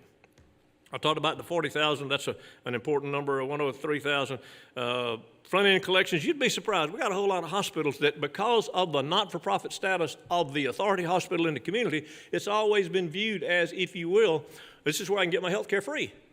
And because if we just get our health care free, there's been a position that has been evolved that we don't ask for money. We've got a whole lot of front-end operations in small hospitals that do not ask for services rendered. If you don't get the money collected at the front end, it simply doesn't happen. A CEO's got to be on top of that to make sure that's happened just to get your money collected. And then we talk about interesting things. You'd have to be in the business. I was in the business, so I manufactured something, I sold it for something, we collected money, we were in good shape. That ain't the way it is in healthcare. In healthcare, you provide a service, you go through a whole bunch of paperwork, and then you file a claim, and then those people on the other side over there, and I'll show you in a minute, there's 42 of them that are supposed to be paying your claims. They make their money by denying claims. They'll say, we don't do that. I would suggest to you that when we go in and do an analysis on a hospital, when we find that the denial rate of their claims is 2, 3, 5, or 7%, and the overturn rate is 70%, what we find is there's way too many claims that are being denied, and we know this wrong denials because this overturn rate is 70%, which means that it was a wrong denial to begin with. And this is what's having to happen in the rural hospitals that make it so difficult for them to get cash and to do their thing. So, a couple of other things that come to mind here. This is the next one that's kind of interesting. And what I'm trying to, I'm talking fast and I'm giving you a lot of information for a specific reason. And it is, when it's over with, I want you to go out and say, that was overwhelming. I will have achieved my mission if I do that for this reason. You need to know that the rural hospital currently in the situation that it is totally overwhelmed with the stuff that I'm giving you today, because the CEO, the CFO, and the C-suite people have got to keep up with all of this on an ongoing basis. If I'll find. Okay, this is the deal, kind of interesting. Anybody remember when Blue Cross Blue Shield decided they would no longer pay for emergency room visits? Okay, when they decided they'd no longer pay for emergency room visits, that's the 95% or 95 visits, 95% that weren't emergent, and they were paying for them. And they said, you know, we ain't going there anymore. Well, there's an interesting problem occurs, because when they did that, that put the position in the rural hospital of having to figure out what to do with them. There's an interesting other acronym. I try not to get too many acronyms. Anybody know what EMTALA is? You raise your hand. EMTALA. EMTALA is that lovely federal law that says it really doesn't matter how their ability to pay is, you have to see them at the front end. EMTALA, a hospital, all hospitals, specifically rural hospitals, have to abide by EMTALA because, by the way, the federal government has empowered the state of Georgia to enforce its law, whereby when they find somebody in violation, how much is it? 50 grand. So you violate EMTALA, you got to pay a $50,000 penalty. If you do EMTALA, that means you got to continue to see all those people up there that Blue Cross wants you to see, and you can't figure out how to get them into the right position at the right place at the right time. So what has to occur with this situation is, this thing at the bottom of the list down here is what Robin said yesterday she was not doing. She is a unique person. She's got a unique situation with respect to how she set up her payments to keep people out of her ER. Virtually no other hospital can do that, and they use medical screen-outs. Medical screen-out is an extremely legal, liable proposition that you've got to figure out how to screen your patient to ensure that it is indeed an emergency. Well, this was exacerbated not only by the Blues, but also by the CMOs several years ago when they went to paying $50 a piece for an ER visit. Now, you got to think about it. If you come into the ER and you got a broke neck, or you just been in a automobile accident and you're bleed out, and you get $50 because you can remedy it, that's not too good a deal. That's what's happened in our ERs, and that's what we're having to figure out how to address that from that standpoint. Then there's another interesting thing that's people overwhelming you, overwhelming the CEO. There's two types of hospitals, rural hospitals. There's a PBS hospital and there's a critical access hospital. The unfortunate situation is, too, that they're paid differently. They look alike, but they're paid differently. And they're paid differently because they chose the critical access designation, because they thought it was going to pay for cost. Yes, it pays for cost, so to speak. But the two-edged sword of paying for cost is, oh, by the way, we won't pay you any more than cost. So if you're going into doing process improvement to produce profit, to reinvest into the system, guess what? The federal government takes it all back. It's caused an efficiency penalty. And we've had hospital after hospital, of which Robbins was one. Robbins Hospital had made some significant improvements early on. It had done so against a very low cost basis, and it ran up about a $9 million debt to the federal government because it did good. The way it works is there's two or three different things that they can do to come after you. You can either do a charge master, you can cut people, or you can or cut expenses, or you can add revenues. But in each one of those cases, you go out to the end of the year, and my good friends over at the accounting people, Draffin and Tucker, whatever, they'll tell the board, you really did good. It was a great year. Congratulations, you made X thousand dollars. Everybody goes home that night thinking they did good, and about 60 days later, they get a letter from the federal government that says, guess what? We thank you so much for doing a good job. We would like for you to send us $600,000 in the next 30 days. What the hell is that about? Well, we did good, so we got an efficiency penalty. They go through 2 or 3 iterations and they do that. We had the hospital, folks in Georgia went through this 3 times, and they ran up about a $3 million obligation to the federal government because they did good. That's how crazy the healthcare industry is. And I tell you, overwhelming, the CEO, the CFO, and the CNO has to be on top of the cost-to-charge ratio every day on every decision that they make, because believe it or not, sometimes from the financial standpoint, it's better not to do good and to carry the inefficiency. The only problem with that is, if you do not do good and you carry the inefficiency, you're going to run out of cash and make payroll. So you got an extremely conflicting situation to deal with there. Okay, this is way too much stuff on a slide, but what I want to share with you here is this. This is called a payer mix analysis, and you need to know that once upon a time, 4 years ago, 5 years ago, we would have probably had 4 or 5 payers. Today, we have 15 payers, okay, or 12 to 15 payer classes. All right, these payers illustrate how much money you get paid per. People think we make money on Medicare. We don't make money on Medicare.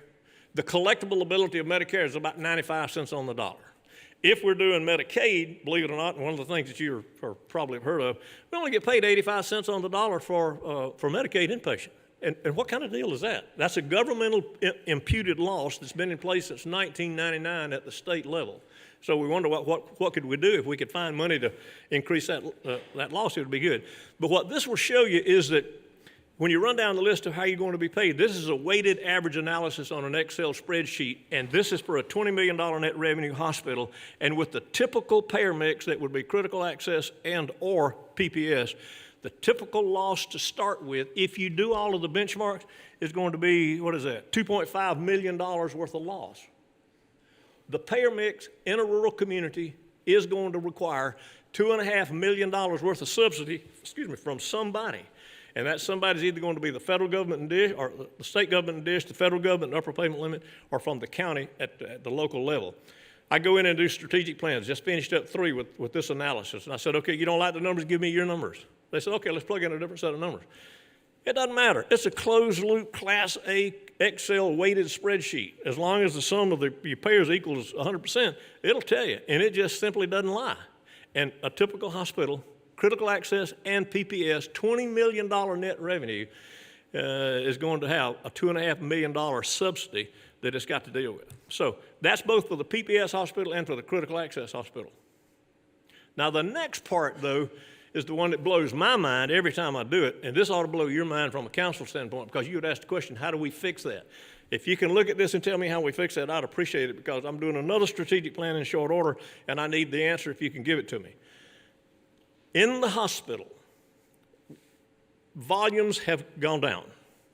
As volumes have gone down, though, the complexity of the system has soared exponentially.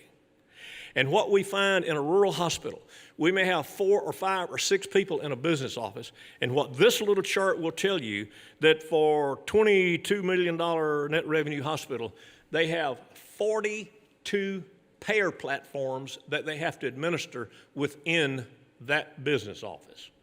Now, what does that mean? That means if you were in the Excel spreadsheet business and you had a little office that did Excel spreadsheets all day long, and you had Excel spreadsheets that were supplied by, a bunch of different Microsofts, what you would have is 42 different Microsofts. We have 42 different payer platforms in a typical rural hospital that we have to keep up with all of the parameters and file the claims and try to prevent them from being denied. And I just simply have to tell you, this feeds into the denial rate for the insurers, for which we don't have the ability to appeal. We can't fix it, we can't recover it, and because of that situation, 42 payer platforms are killing our system. We have right now, to put into perspective, in the state of Georgia, we have Medicare. Everybody, let's do Medicare. Fine, Medicare's 2 Medicairs. Medicare's Medicare, single Medicare. Medicare's Medicare Advantage. How many of you are familiar with Medicare Advantage? If you're familiar with Medicare Advantage, don't even go there, because Medicare Advantage is not Medicare. However, at Walmart, they sell Medicare Advantage, and they sell it by the buttloads, and they get a lot of money for it. So what you find is, in a typical rural hospital, there may be 15 Medicare Advantage platforms, all proprietary, all different, and Medicare, so that's 15 or 16. Then you go down to Medicaid. We have Medicaid conventional in the state of Georgia, age, blind, and disabled, and then we have 4 CMOs. All of those platforms are proprietary and different, not alike, and they're extremely complicated. That CEO is overwhelmed. The CFO is overwhelmed because they're trying to figure out how to make all this stuff work. Oh, by the way, did I tell you that up to this particular point in the conversation, we hadn't had a single point in the conversation about a patient, have we? We're so consumed in the bureaucracy of the stuff that's going on in the hospital that we too many times have a struggle to get to the patient. And oh, by the way, now we're driven by value-driven healthcare with HCAPS and all of the things that goes with it. So much like EMTALA used to be, if you violate EMTALA, you got to pay $50,000 and we'll let the state impute that fine on you and collect it. Well, similarly with value-based, the value-based proposition that we continue to be talking about, the penalties that go with it can be in the 5 to 7% range on an annual basis that you lose because you weren't quality driven. So we got all this bureaucracy to deal with over here that I'm just describing, and then we've got the quality penalties over here that we're having to deal with, and we don't know what to do with them. I don't know what to do with them. I'm a strategic planner. As I said, I've been in a whole bunch of different industries doing a whole bunch of different things, all of which had to do with strategy. This is the craziest thing I've ever seen. And to try to navigate it at the level of these hospitals is virtually impossible. You say, well, we see a bunch of hospitals make money. Robin made money. She made, what was that, $55 million or something. She did so by having a start to diversify. Too many of our rural hospitals don't have the ability of the cash to start. We do what we call payroll interventions. Since last November, I think we calculated up, I've done 10.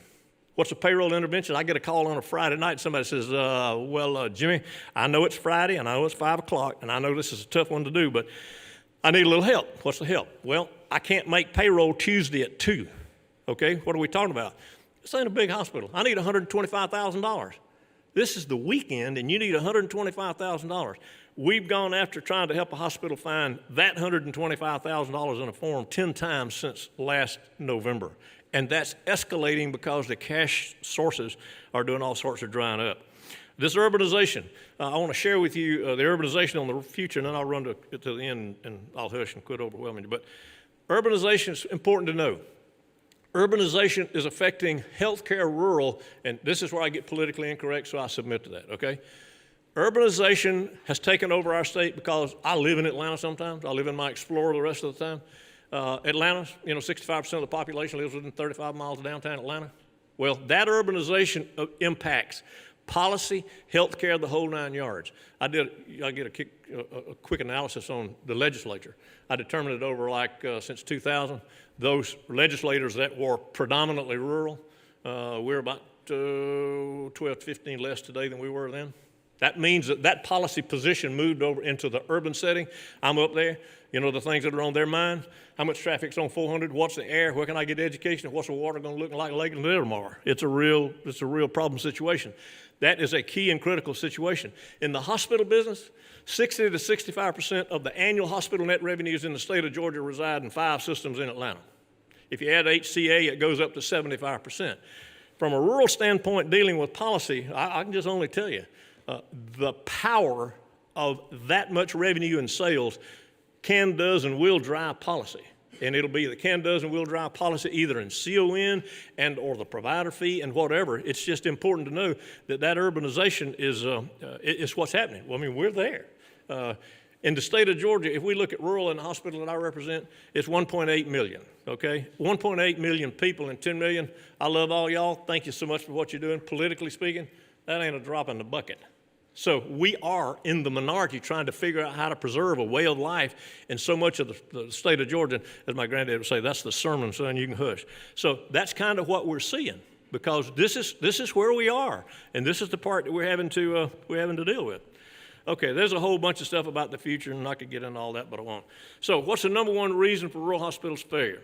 There wasn't one. I said there are 3, and that is we've been underpaying Medicaid since 1999 at 85.6% of costs on inpatient and such. You say, well, how much is that? Well, if a typical Medicaid year is about $10 billion, and if the hospital part of that is about $2 to $3 billion, and the inpatient's about, we're undercutting health care in the state of Georgia in the vicinity of $1 billion a year for the hospital system that can't support it. You look at $1 billion a year since 1999. My math's not real good, but that's probably 17 years. We may be $17 billion underfunded over that period of time. You say, well, I don't believe that. Well, to those who've ridden with us, and the chairman has, when we go into a hospital that was built in 1955, and you look at what's there, everything in it is depreciated. And that's a manifestation of the inability to fund what's going on here. The next thing that's the number one reason of 3, self-pay. Can you imagine owning a business where you know from the start that you're not going to get collections from 17 to 20% of the people that come in your front door? If at Cross Equipment Company, I thought in buying the company that I wasn't going to get paid for 20% of the people who would come buy sprayer tips, I'd have never bought the company. It would have gone kerplunk. Our hospitals, rural hospitals, on average, will run in the 15 to 20% self-pay means they don't get nothing.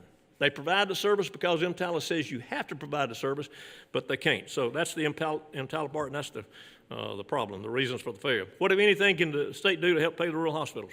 Pay Medicaid at cost. Yeah, well, that's $1 billion a year. I understand. What's the deal? We're weighing health care in a rural part of the state, which is a significant part of what it is, versus what we would do otherwise.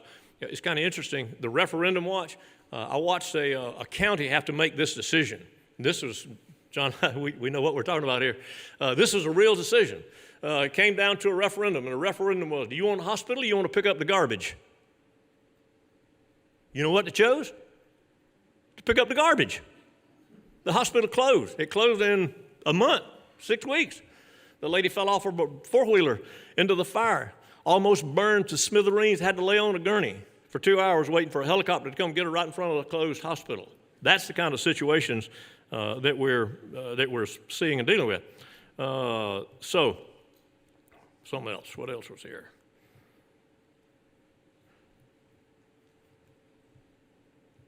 Give y'all a break. So, what else? Paid telemedicine at market rates to cover telemedicine as a coverage for physician shortage. We've come a long way in the payment for telemedicine. Telemedicine is the future. This right here is a hospital. You just need to know that. There's a little deal on there called EPOC or EDOC or something like that. It's the entire medical education in this gizmo. It's used on a daily basis. Telemedicine is the answer to the future. We've got to figure out how to make sure we pay it properly as an alternative to the method of delivery. And then the last one, which is always very controversial, we heard some of this yesterday, we've got to expand the scope of PAs, nurse practitioners, and other mid-levels and pharmacists to offset physician shortage. Because just docs ain't coming to some parts of rural Georgia. We can get PAs, we can get mid-levels, we can do those kind of things, and we're proud to get them, and we can get our pharmacists to help us, and we're proud to get them. So the answer there is it's much better to have one of those mid-levels to help us preserve health care than it is to die 40 miles, driving 40 miles to get somewhere where they got a doc. And that's what we're facing. And then so the last question is, what do successful hospitals do? They can be used elsewhere. Diversify, diversify, diversify, and diversify. Because the hospital cannot, just by the payer mix, the hospital at these levels, the hospital cannot produce sufficient profit to carry it. It's got to have a diversification. It's got to either do geriatric psych, it's got to do dialysis, it's got to do something along that line.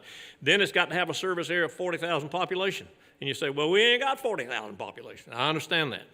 The only way to get to 40,000 population is to do whatever you can to collaborate and to consolidate to get 40,000 within the service area in order to make it work. And then the next thing is to embrace change with educated boards. Like I said, we got a lot of boards that, wonderful, loving people and all that kind of stuff, but the marketplace left the board, and the board doesn't understand that I'm running 100 FTEs too heavy because they don't know how to read the financial statement. I was a board member. It took me 2 years to figure out how to read a financial statement in a hospital. That's the issue that they face. Have a C-suite continuity beyond 40% turnover for the last 5 years. Would you believe it if I told you for the last 5 years, this year's looking like it's going to be the same thing?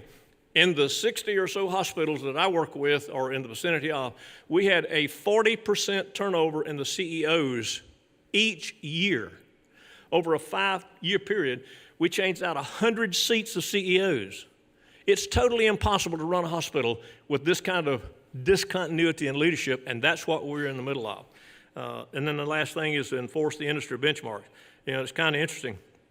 In physics, there's this thing called the law of gravity, 32 feet per second. It's been that way since Einstein thought about it. Once in a while, people decide to figure out that don't work, but they jump off a building and it does. This is the same thing here. These benchmarks are irrefutable. They are irrefutable except for those who want to prove they're irrefutable, and that's when a hospital closes. So these are the issues. These are the questions.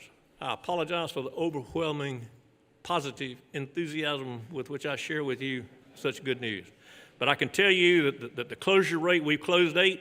I can tell you that based on the numbers, there's a center in North Carolina that has done research on rural hospitals. There are 700 of 2,500 hospitals that they looked at that are rural. They predict that 700 of them can close or are on an endangered species list. It's been projected that 25% of the rural hospitals in the nation will close within the next 5 to 7 years. We in Georgia are 8 down. If we looked at that of the 60 or so that are rural, we got another 12 to 15 to go shortly. And I can tell you that based on what's happening with this referendum watch, we could go to that next set of hospitals. It's pretty simple. You got $8 million worth of debt and you got $10 million worth of net revenue, that ain't never going to be paid off. Somebody got to forgive it or eat it. and that's kind of where we are in a bunch of different places. So thank you for the opportunity to share with you. As you can tell, there's passion here about trying to save these hospitals. My last statement is, I'm a row cropper. I grew up on a farm, and I still have people in rural Georgia, so I'm wedded to it like you're wedded to it. Thank you.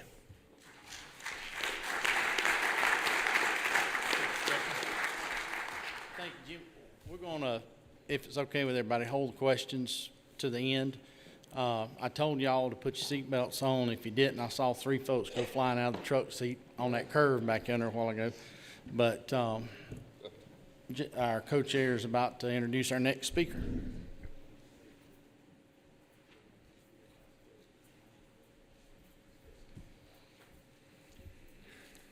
Jimmy, I started to introduce our next speaker from my seat because I had whiplash, but that was a fantastic presentation, and we are going to have a time for some questions at the end. We may run over a little bit, but we've built some time in for questions, and we certainly want to get to those because this is too important a topic to let our presenters escape without asking the questions that we've all got on our minds. Our next presenter is LaSharn Hughes. She has been the Executive Director of the Georgia Board for Physician Workforce since 2016. Prior to joining the board, she was Executive Director of the Georgia Composite Medical Board for 12 years and has worked in state government for over 30 years, serving in different roles, including stints within the Office of Secretary of State, leading different licensure boards. Let's give a warm welcome to LaSharn Hughes.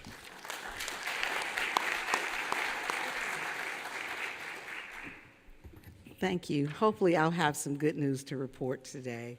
I also have with me Daniel Dorsey. He is the board's External Affairs Coordinator. So he's here to help answer questions.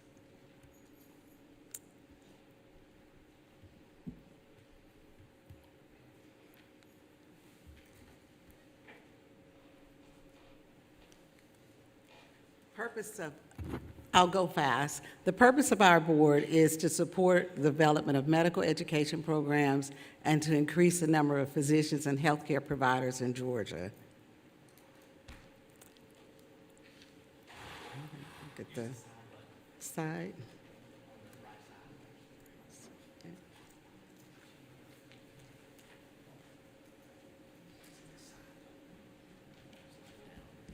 All right.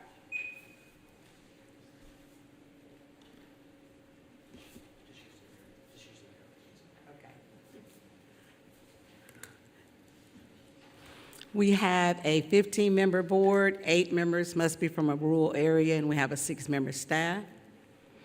Our budget, on behalf of our constituents, we appreciate your support.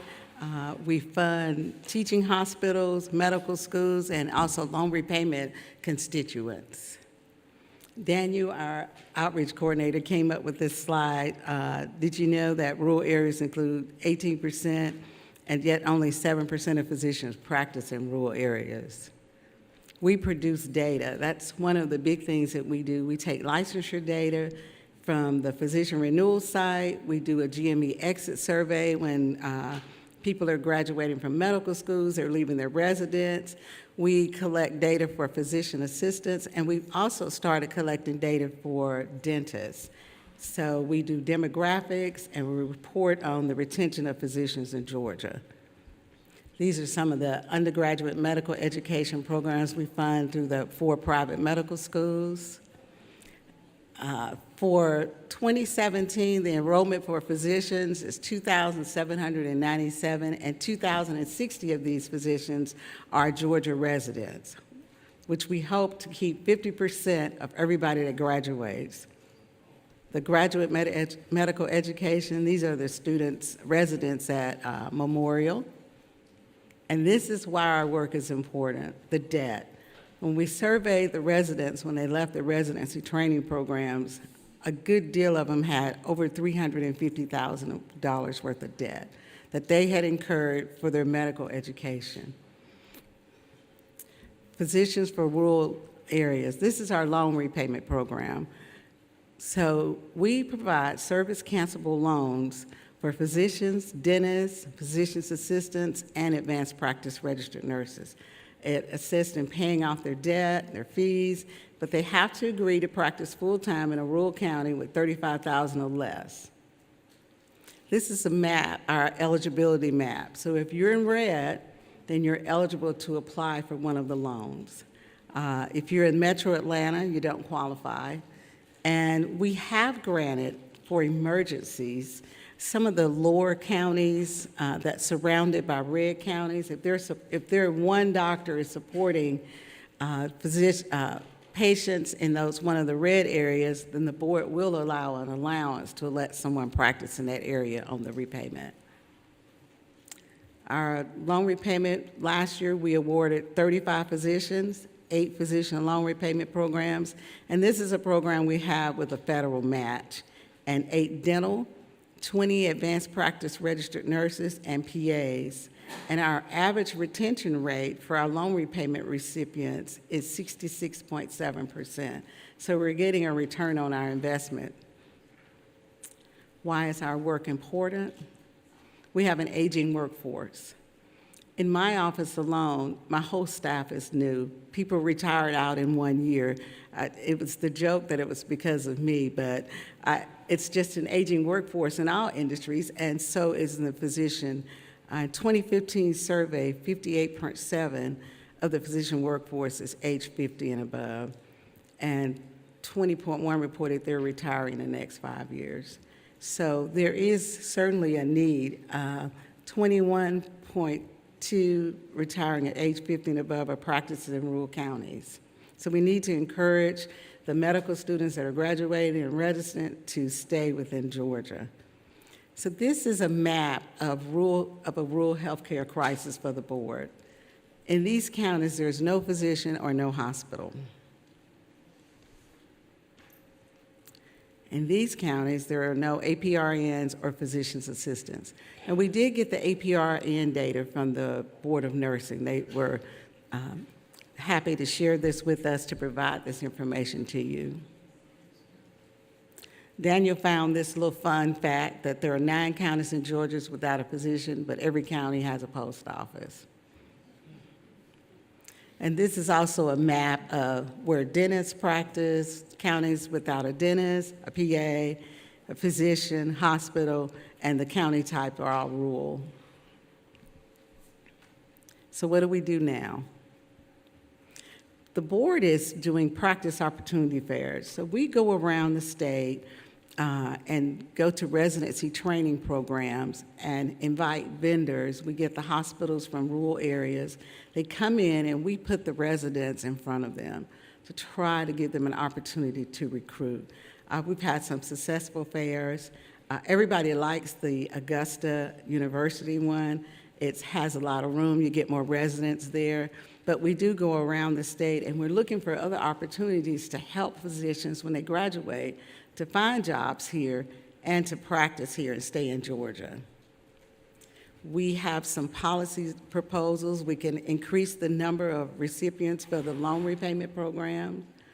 We can try to help create a pipeline for programs to reach out to the rural areas. We work with the medical schools, the AHECs. We can expand the amount of slots at GME programs. I've heard people say that this morning, that we need more slots in rural areas. We can work with communities and hospitals to do that and develop new GME programs.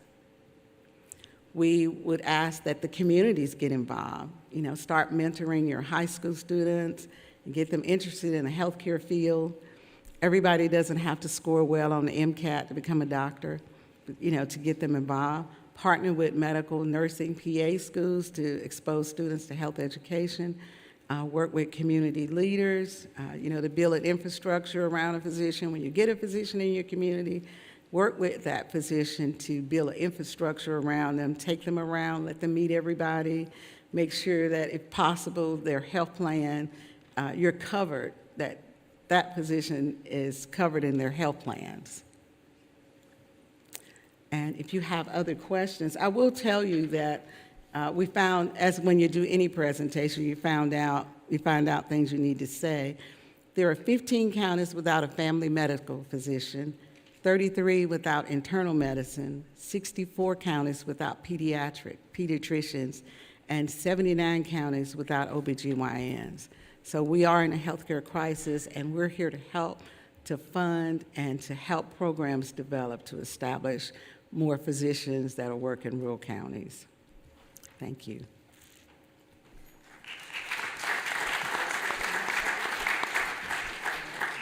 LaShawn, just a real quick question. Is the eligibility for the loan program still population cap of 35,000? It is. The board is looking, we're meeting next week, and the board is looking at changing that based on the hospital rule, maybe expanding that to 50,000, which would give us 10 additional counties to provide the loan repayment for. Okay, thank you. Thank you.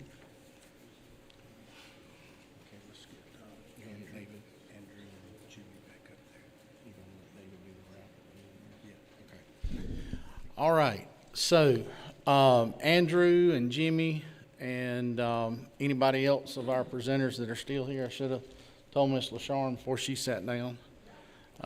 If y'all would run back up to the front for just a little bit, we're going to see if there's some questions that have been contemplated or thought of over the last little bit this morning. And then we'll do a wrap up here in a little bit. So, all right. Let them get there. Let them get there. Stay calm. All right, Chairman Reinders. Thank you, Mr. Chairman, and thank you, Mr. Lewis, for your presentation. You and I have talked over the years many times, and I always get confused because you make a great point, and I've wondered it myself on the 85% reimbursement rate.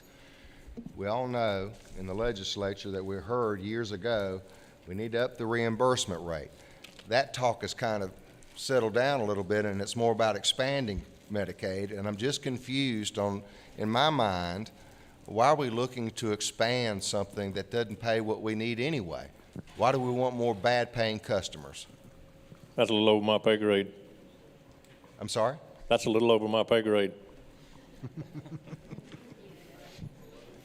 You just went into the policy of payment of expansion versus entitlement versus the payment for existing rates. As a state, I'm concerned that if we looked at a Medicaid expansion and then come back later and says, now we want our reimbursement rate up as well, we can't sustain it.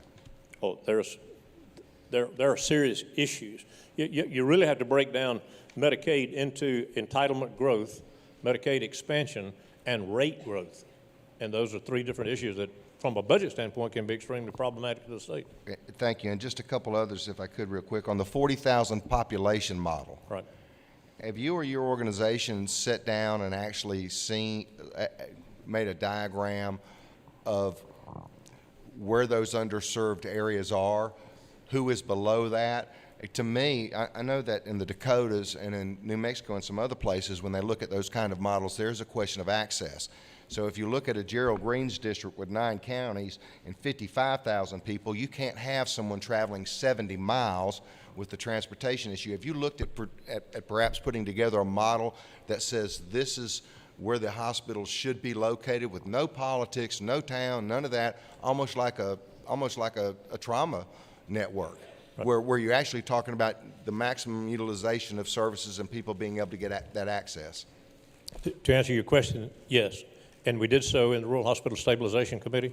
On phase 1, we looked at hubs that would represent the largest circle, and those hubs were Union, Crisp, Emmanuel, and whoever the other one was. And then on phase 2, we added 3 more, and those were next larger hubs to ensure. And then this one, we added 12.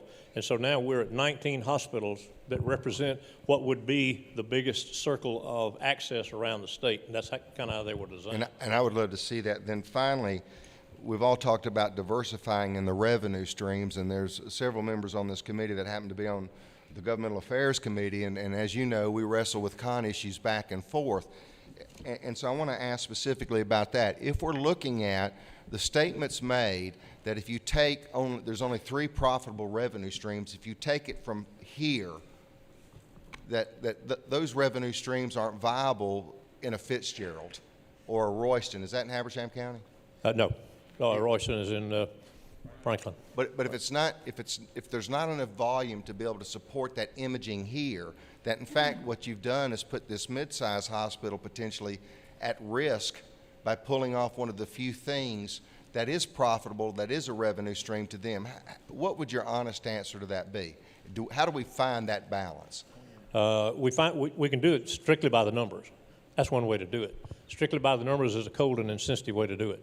What I have found to be the case is it's kind of like which hospital is going to die first. And my answer to that is I don't know. And the reason I don't know is because every community's got a different will to live. And I just don't want both of them to die. I'm sorry? I just didn't want both of them to die into that scenario where you took this revenue stream here. No, you're right on target. I mean, one community that's got an imaging system, for example, well, we had a situation where the imaging system went into the Ty Cobb area. Yeah, I was just using that as an example. It sucked out volume in 6 months, and that system has now been closed, dismantled, resold, and such as. And that's a real good example of what actually happened. Right. Thank you, Mr. Chairman. And the map that we're asking about access points on the Office of Rural Health website, all of that stuff from all of our meetings has been archived there, so it is available there. Dominic. All right, thank you, Mr. Jimmy. Couple of things that you commented was that we hear that health care is broken, and I would argue that health care is broken depending on who you ask. If you ask the people who pay nothing, health care is a pretty sweet deal.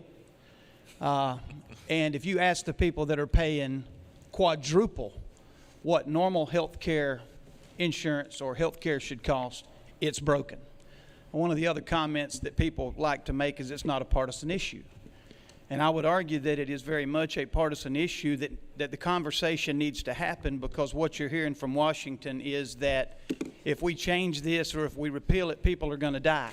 And I'm 46 years old, and I've never seen a person laying on the sidewalk in front of the hospital that couldn't get care and laid out there and died.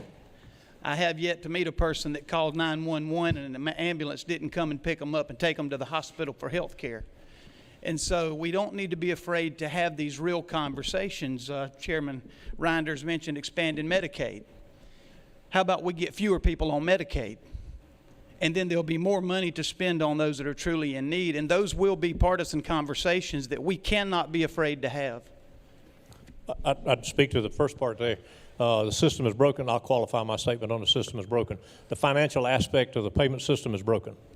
Clearly, because with 42 payers or 42 platforms for us to have to understand to try to figure out how to pay the claims, that's virtually impossible for those people to do that. In terms of the person dying in front of the hospital, they won't ever die in front of the hospital for the most part, because MTALA says you got to pick them up off the sidewalk and bring them in. Tom? Jimmy talked real fast, and I listened real close, and somewhere in between those lines he said that it's not the fix-all, but if the people around this table will help pass House Bill 81, it will help. What is House Bill 81? That's yeah. Oh, yeah. I know them by descriptions, not necessarily by numbers. The answer to that is it is working in one state. Yes, sir. And I'll let you describe the bill, because that's a very novel and innovative way to approach servicing the system. Other questions?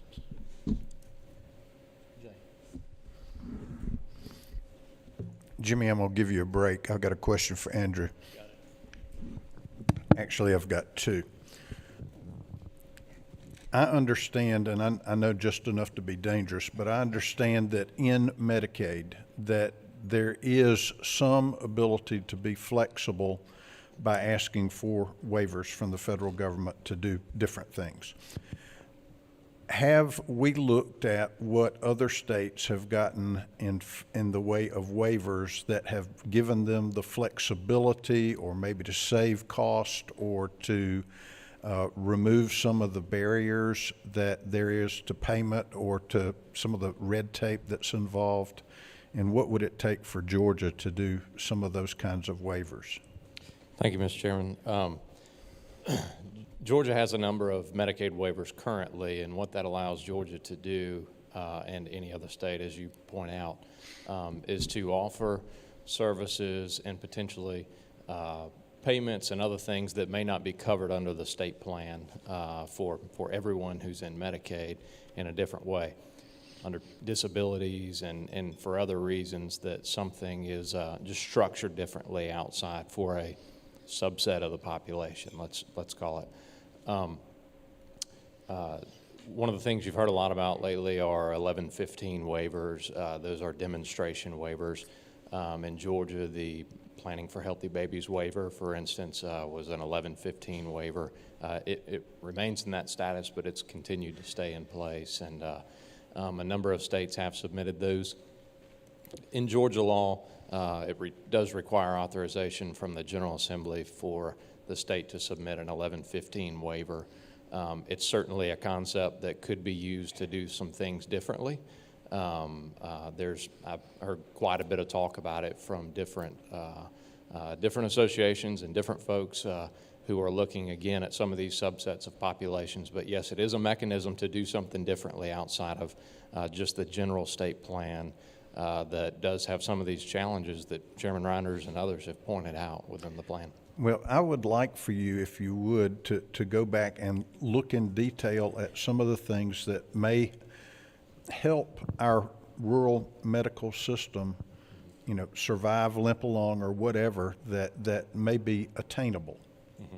Okay, the second question is, and we heard this from Chris Clark at the Georgia Chamber, and he gave an example of a lady who wanted to work. I mean, we've got issues with people who don't want to work, but we also have issues with people who do want to work and who are at the low end of the pay scale, and so they are receiving, whether it's SNAP benefits or TANF or whatever. At some threshold, they all of a sudden fall off the cliff because they make too much money to receive those, and there's no phase out, there's no graduated rate. And he gave the example of a woman that worked and received a promotion, and she had to refuse the promotion because it was going to mean $8,000 more a year for her, but she was going to lose $15,000 in benefits. She couldn't afford to take the promotion. I mean, from a policy standpoint, that's wrong. Mm-hmm. And my question is there any way in the Medicaid system that we can do a waiver request that can phase people out of the system as they become employed and as they make money so that they don't have to make that Hobson's choice? So certainly our income limits are set, and this comes up in the expansion discussion and all of that. But for Medicaid, certainly whatever someone's income limit heavily dictates their eligibility for Medicaid. I mean, as you point out, that's one of the things at the heart of the discussion.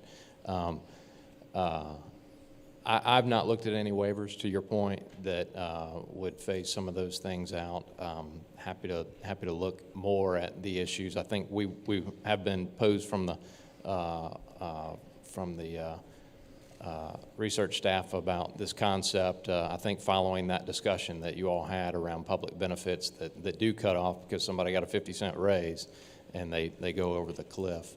I don't have an answer for you today. Happy to follow up with you on that and what that means for folks in Medicaid and where that happens, where those sharp cliffs are.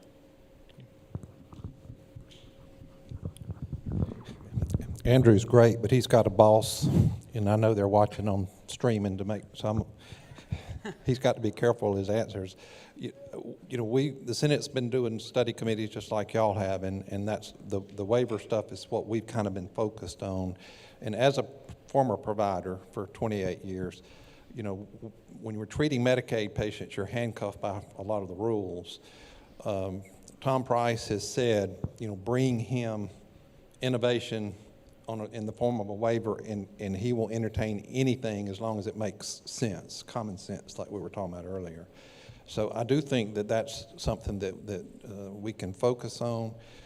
The way I look at this is similar to criminal justice reform. It took a year or two of study, and then it took 3 years of really heavy lifting of changing our code to do what we did. And I think for us to do what I would call a Georgia healthcare reform, it's going to require the same level of work. We've got to have a lot of people that are looking at new ideas and be willing to do pilots and see what works in what part of the country, similar to what the Rural Stabilization Committee has done. I mean, you know, they put a small amount of money and did research and found out what worked, and then they start multiplying that. And that's what we need to do with Medicaid, in my mind, is to start that innovation process. But we're going to have a lot of smart people in the room and do a lot of heavy lifting before we get there. It's not a quick fix, in my mind. Thank you, Mr. Chairman. I'm quite sure I'll have a question for Jimmy a little bit later. I'm still processing his talk. I stopped at Mama Be Proud, so I'm still processing the rest of it. But for Andrew, who did speak a little bit slower, I have two specific questions for you, if I could. You mentioned one example of a phone call that you had taken. Why would it be difficult for a dentist to become a Medicaid provider? If you had the phone call from the dentist that I've gone through the paperwork and my God, it's more trouble than it's worth. Why the heck am I doing this? And you have to talk them off the cliff. Why is it so difficult to become a Medicaid provider for a dentist when our kids, that's one of the most pressing problems with poor kids, is finding someone that can look at their teeth. Why is it so difficult for that? What is the difficulty of getting on Medicaid? Why would it take 6 weeks? I know you're fresh on the job, and you know the gateway thing is wonderful. But another thing that my chairman beside me would point out, it's wonderful if you're in a metro area that has internet access. If we can sign up for Gateway and look at the benefits, and that's wonderful if you have internet access. If we don't, why is it taking 6 weeks? And that's just the red tape, navigation of the red tape. And I know you've only been on the job fairly recently, but I don't understand why it would take that long. Sam Watson planted squash yesterday, and in 6 weeks, he's going to be harvesting. So it seems like a fairly long period of time. Regarding the Children's Mental Health Commission, great commission, great need. Currently, if a kid in Bainbridge or in Cairo or in Ocilla has a mental health need, a crisis need, the closest place is Savannah or LaGrange. And so that's one of the things that I think the Children's Mental Health Commission should look at, is facilities for the kids that are in crisis. Thanks. So on your first, I think this is on. On your first piece, it's a combination of issues. Federal bureaucracy and state bureaucracy can influence one of those. I do, in regard to bringing on providers, it has been a very difficult, arduous process. And again, I mean, real life, it was one of the first calls I got, probably less than a month in. Dennis says, I just want to take care of folks in my community, but I'm kind of double thinking this now. That's a tragedy. And so not only are we going to pay you less than it costs to deliver the service, but we're going to make it difficult for you to get in. So that truly is one of the things that we're trying to figure out. It's one of the earliest, again, complaints and difficulties we heard. We want to get out of the way of the provider who wants to get in. I mean, we can't get enough Medicaid providers in. And so that is one of the things that we're working hard and asking our Medicaid team to focus on, is that application process, and then, credentialing along the way, really trying to do that. My commitment is that we'll continue to do that. It's one of Commissioner Berry's priorities. It's bureaucratic. It's a nightmare. There are a lot of things that we have to do, and we should be doing most of them, but we have to figure out a way, are there places where we can make that process more efficient?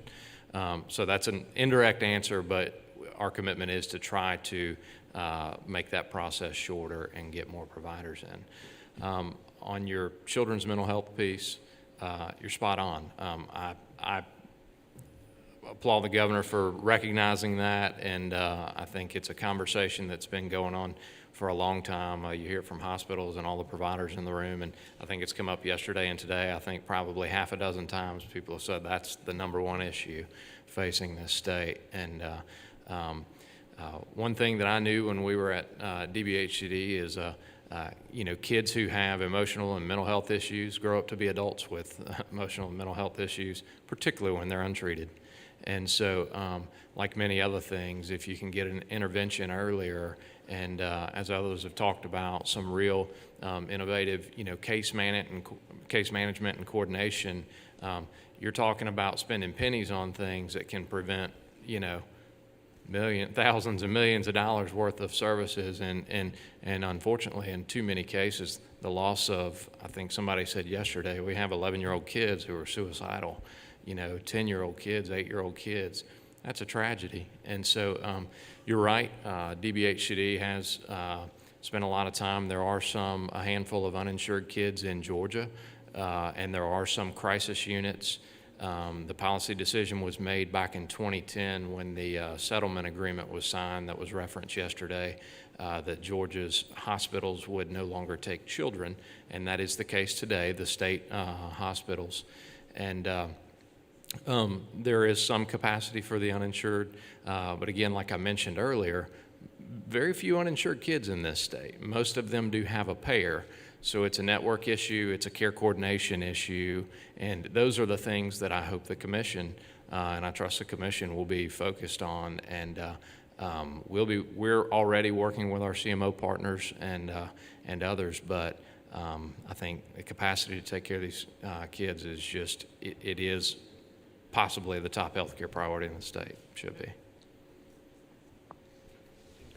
I'd comment on both mental health for children and mental health, as I did earlier, to restate, based on what we're seeing in the rural hospitals, this issue of mental health and then mental health opioids can be a cultural disruption beyond anything we can imagine, because the addiction rate and the impact of that addiction, and then what happens when we in a hospital pick them up or take them in, we have no capacity to deal with anything as disruptive and as pervasive as this is.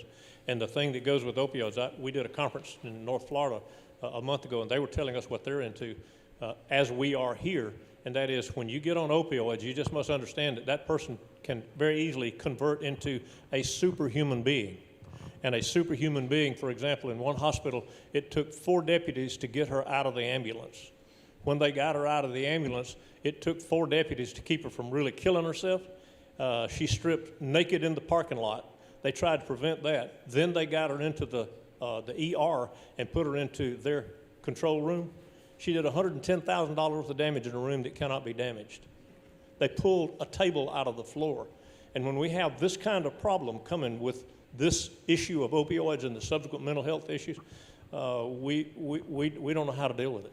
I mean, it is truly beyond our ability to deal with it. But if the hospital gets it and that patient is there, it's not uncommon, as I said, to get a patient like that and keep that patient 2 to 5 days, in one case 10 or 15 days, and that can close the hospital because of the size of the bill. Thank you, Mr. Chairman. Andrew, this is your lucky day. I've got a question for you, too. And it has to do with our ABD population. They're usually comorbid. They usually have more than one issue that we're dealing with. Have we been able to implement a good CMO product or a good case management to help them navigate through their many issues usually? I don't have a good answer for you on that. As far as specifically, that's some of the, particularly with the ABD, and one of the things that's really driving a lot of this conversation with the kids' mental health issue.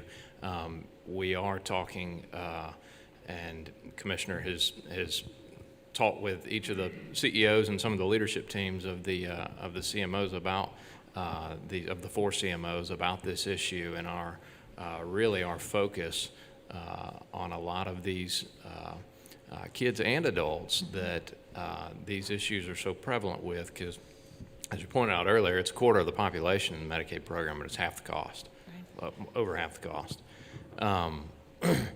So it's our expectation that we make progress. I think we have to do it together. I think we have to include providers in that. When we talk about care coordination, there's nothing magical that happens at the insurance company. Everybody has to be talking together. I think that is what's magical, is when we can facilitate that environment and have those expectations of the payer, of the provider, of the state, and kind of bring all those things together. It's hard to do, but it's very, very necessary, particularly within the ABD population, because all these cases are individual. There's nothing routine about most of the folks in the, who have particularly some of the more medically complex issues or serious mental health issues. Thank you. That's one of the things this body needs to hear more about, because they are a big part of the cost drivers, and you want the best outcomes for them. Absolutely. So thank you for your efforts, and let us know what we can do to help. Thank you. I would say we did learn on the Rural Hospital Stabilization Program that case management is critical to avoiding readmission penalties. You say that's a strange way to get to that notion, but absent case management, the readmission penalties are just going to occur and reoccur and reoccur. And the method that we have found to get to case management for those, again, interestingly, is with the EMS and social worker types. One of the things that Grady found that we tried in some of the rural communities is that there's such a need for that care. It's better done with an Explorer without an EMT or without an ambulance name on it.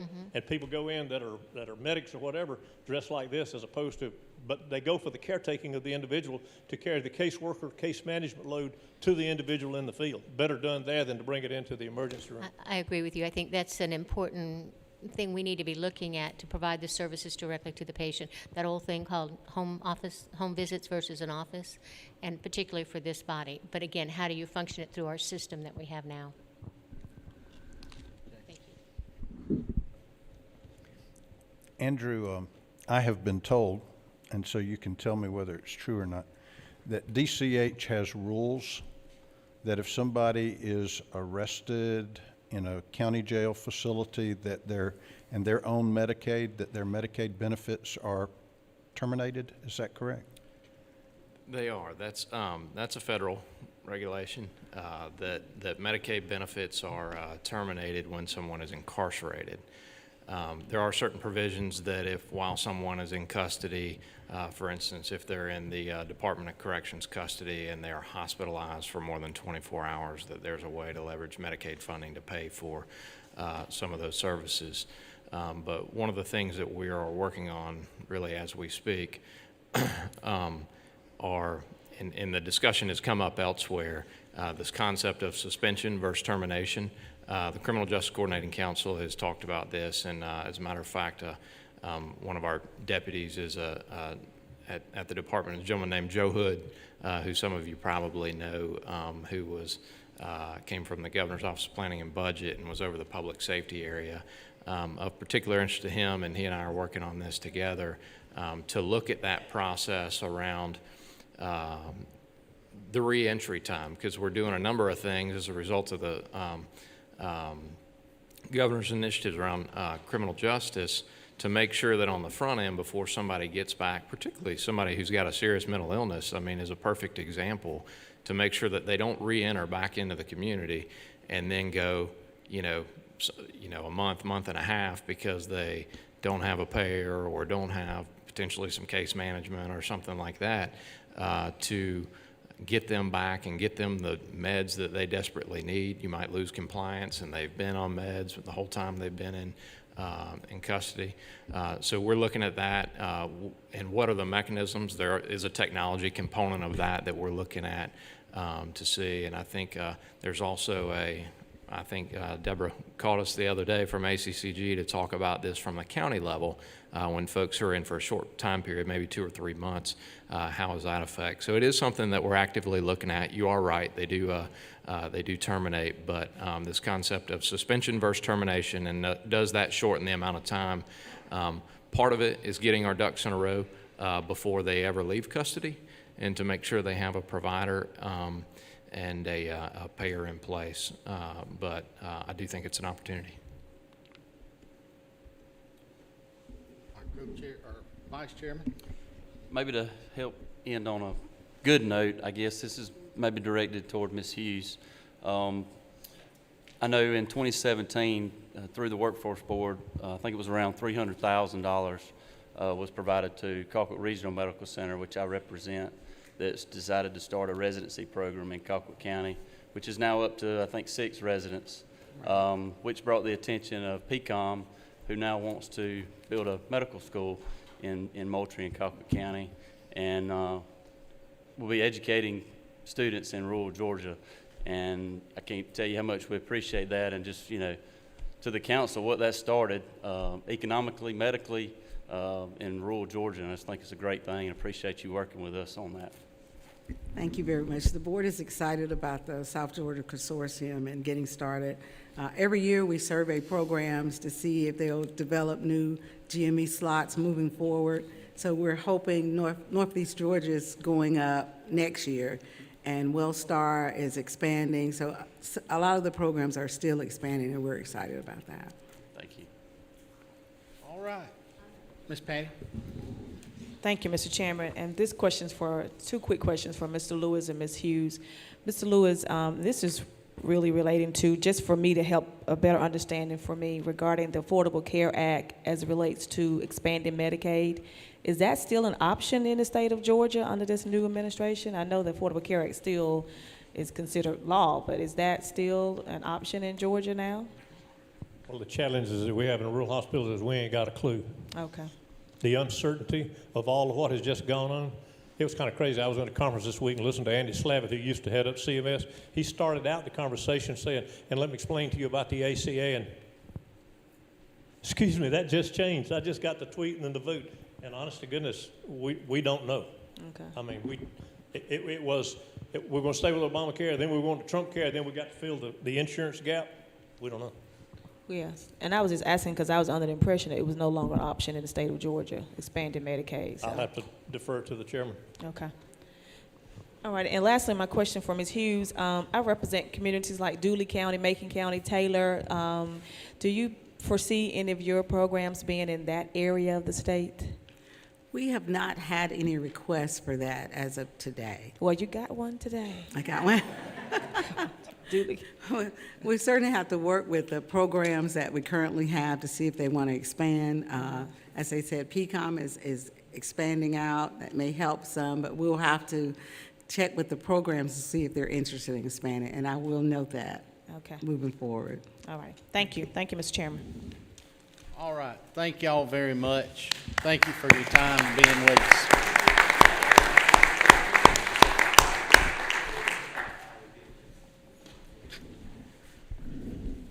I think it's pretty obvious we've run a little over, but, you know, we're going to solve this problem. We'll stay another 15 minutes if we want to. We're going to take up additional health care issues, I think, in our meeting in Metter. And we probably won't get it solved then, but I think that we have been, as Jimmy says, overwhelmed with the amount of information. But in order to understand and address the problem, you first got to, you know, have the information so that you make good decisions and you sort of can put your arms around it. And so we thank the presenters. We have received a lot of information, but a little bit of hope too. And so I'm grateful for that. We neglected at the beginning of today's session in one of our welcomers, so we're gonna have a closing welcome. David Bridges, who, as y'all know, is the president of ABAC, has now been tasked with overseeing the merger of Bainbridge College and ABAC. So he is also affiliated with this institution where we happen to be meeting today. So I'm going to ask David to come up and actually give us a very brief welcome, but also to sort of wrap up. David has been very, very faithful in following us wherever we've gone throughout the state because he has a real heart for rural Georgia, and he has a real heart for this issue. For those of us who were at Tifton, you know, we heard that heart, and so, you know, we're maybe a third of the way through our meetings, and I'd sort of like to get some feedback from David because I appreciate his insight. Well, thank you, Jay. Co-chairs and vice chairs and members, we appreciate the opportunity to be with you again. I'd like to do two quick things, and I want to acknowledge I stand in a very difficult place.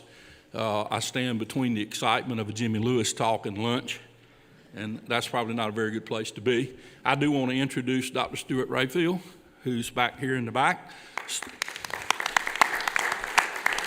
Stuart is the interim president here at Bainbridge State College, and she and I have been working together on a almost hourly basis since January to bring about a consolidation of the institutions. There is a third party involved in the consolidation effort, and that's the Technical College System of Georgia, Southern Regional Technical College in Thomasville. President Wentworth was with us yesterday, not with us today, but we continue to work to try to bring about the consolidation and the various moving pieces.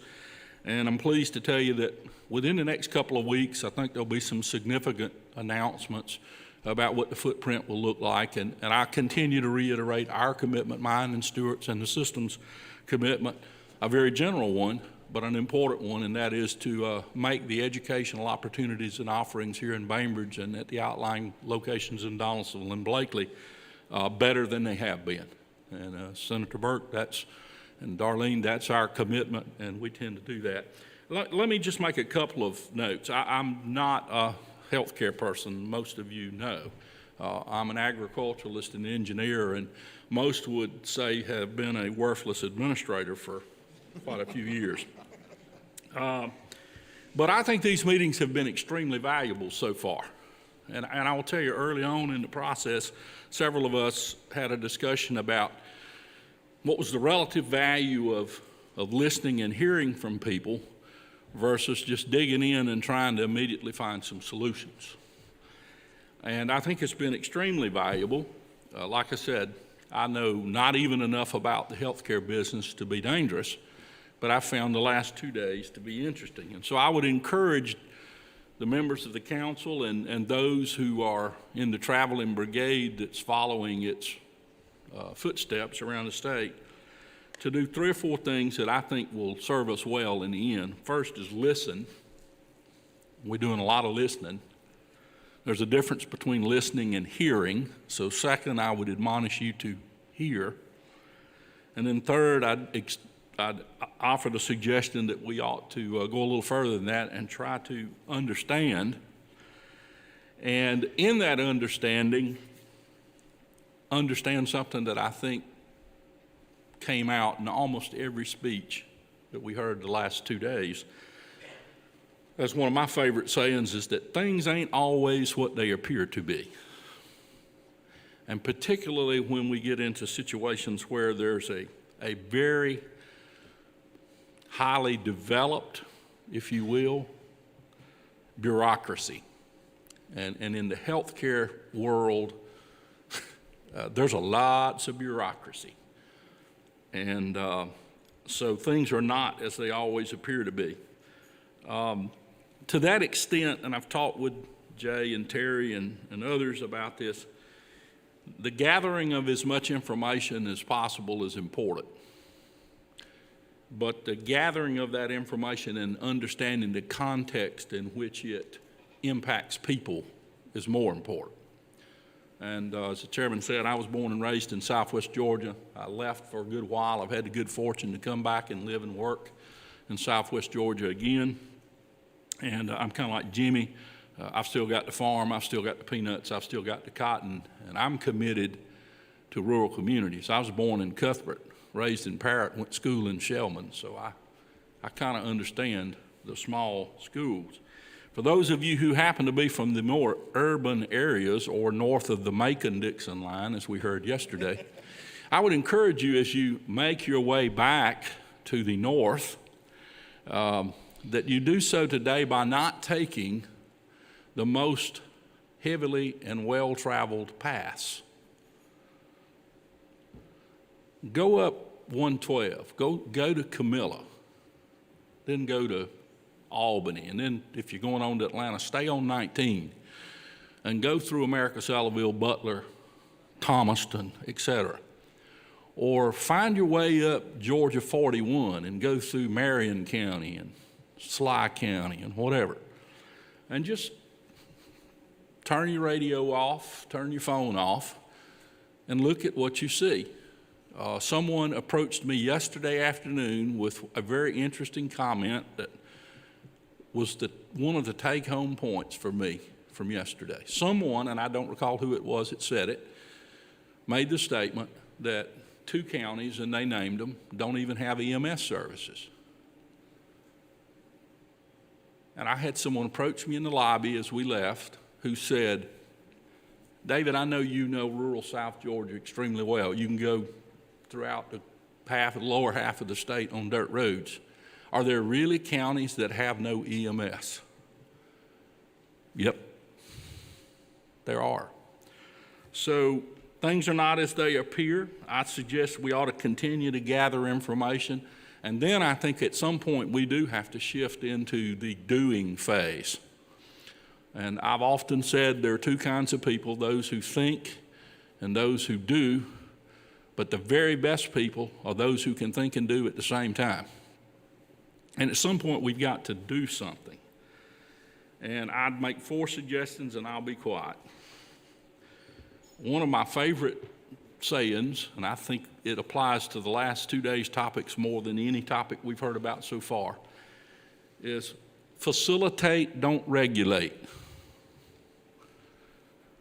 We need to figure out a way to facilitate people in doing what needs to be done. I think Miller County is a good example. Okay? It's obvious to me that with respect to health care, with respect to economic development in rural Georgia, and gosh knows with respect to education, what we've been doing ain't working. We spend more money every year. As every year goes by, we spend more money on health care, we spend more money on education, and when every year goes by, we're getting less good results. So we've got to not be afraid to do something different. And the last thing I'd leave you with is, well, it's a question. It's going to seem really simple and stupid, but it's a good lesson. How do you eat a biscuit? 1 bite at the time. How do you eat an elephant? 1 bite at a time. All of these problems we're facing in rural Georgia are interrelated. Healthcare, education, workforce, communication, transportation, connections, aging health, aging populations, declining they're all related. They're all related.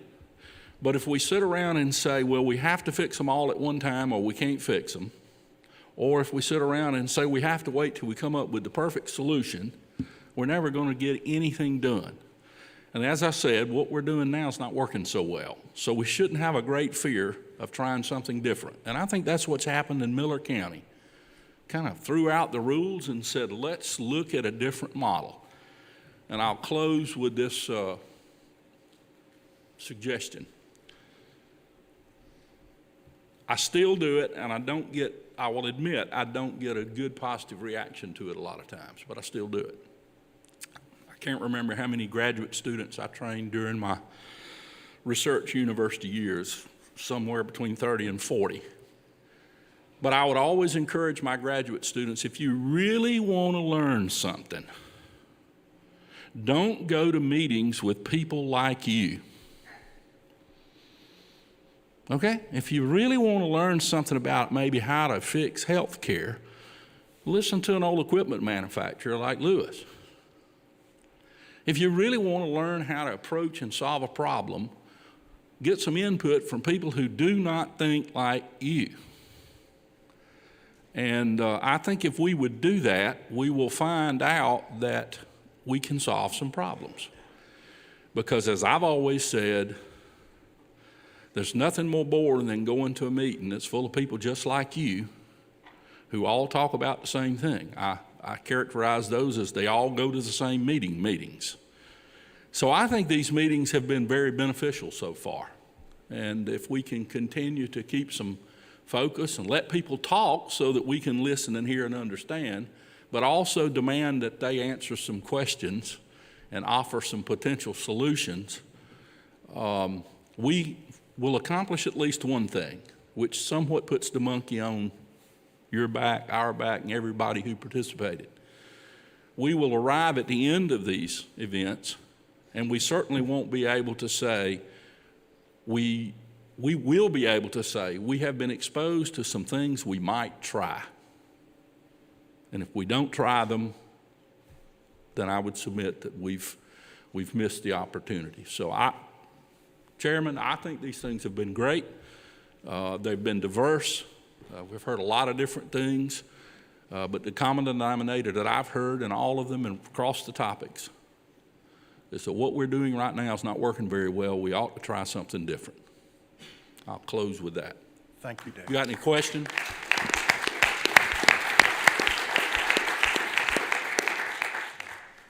I think that's as good a summary as we could ask for at this point. And with that, we will be adjourned. See everybody on August the 15th and 16th in Ellijay and Dalton. Thank you all. Safe travels.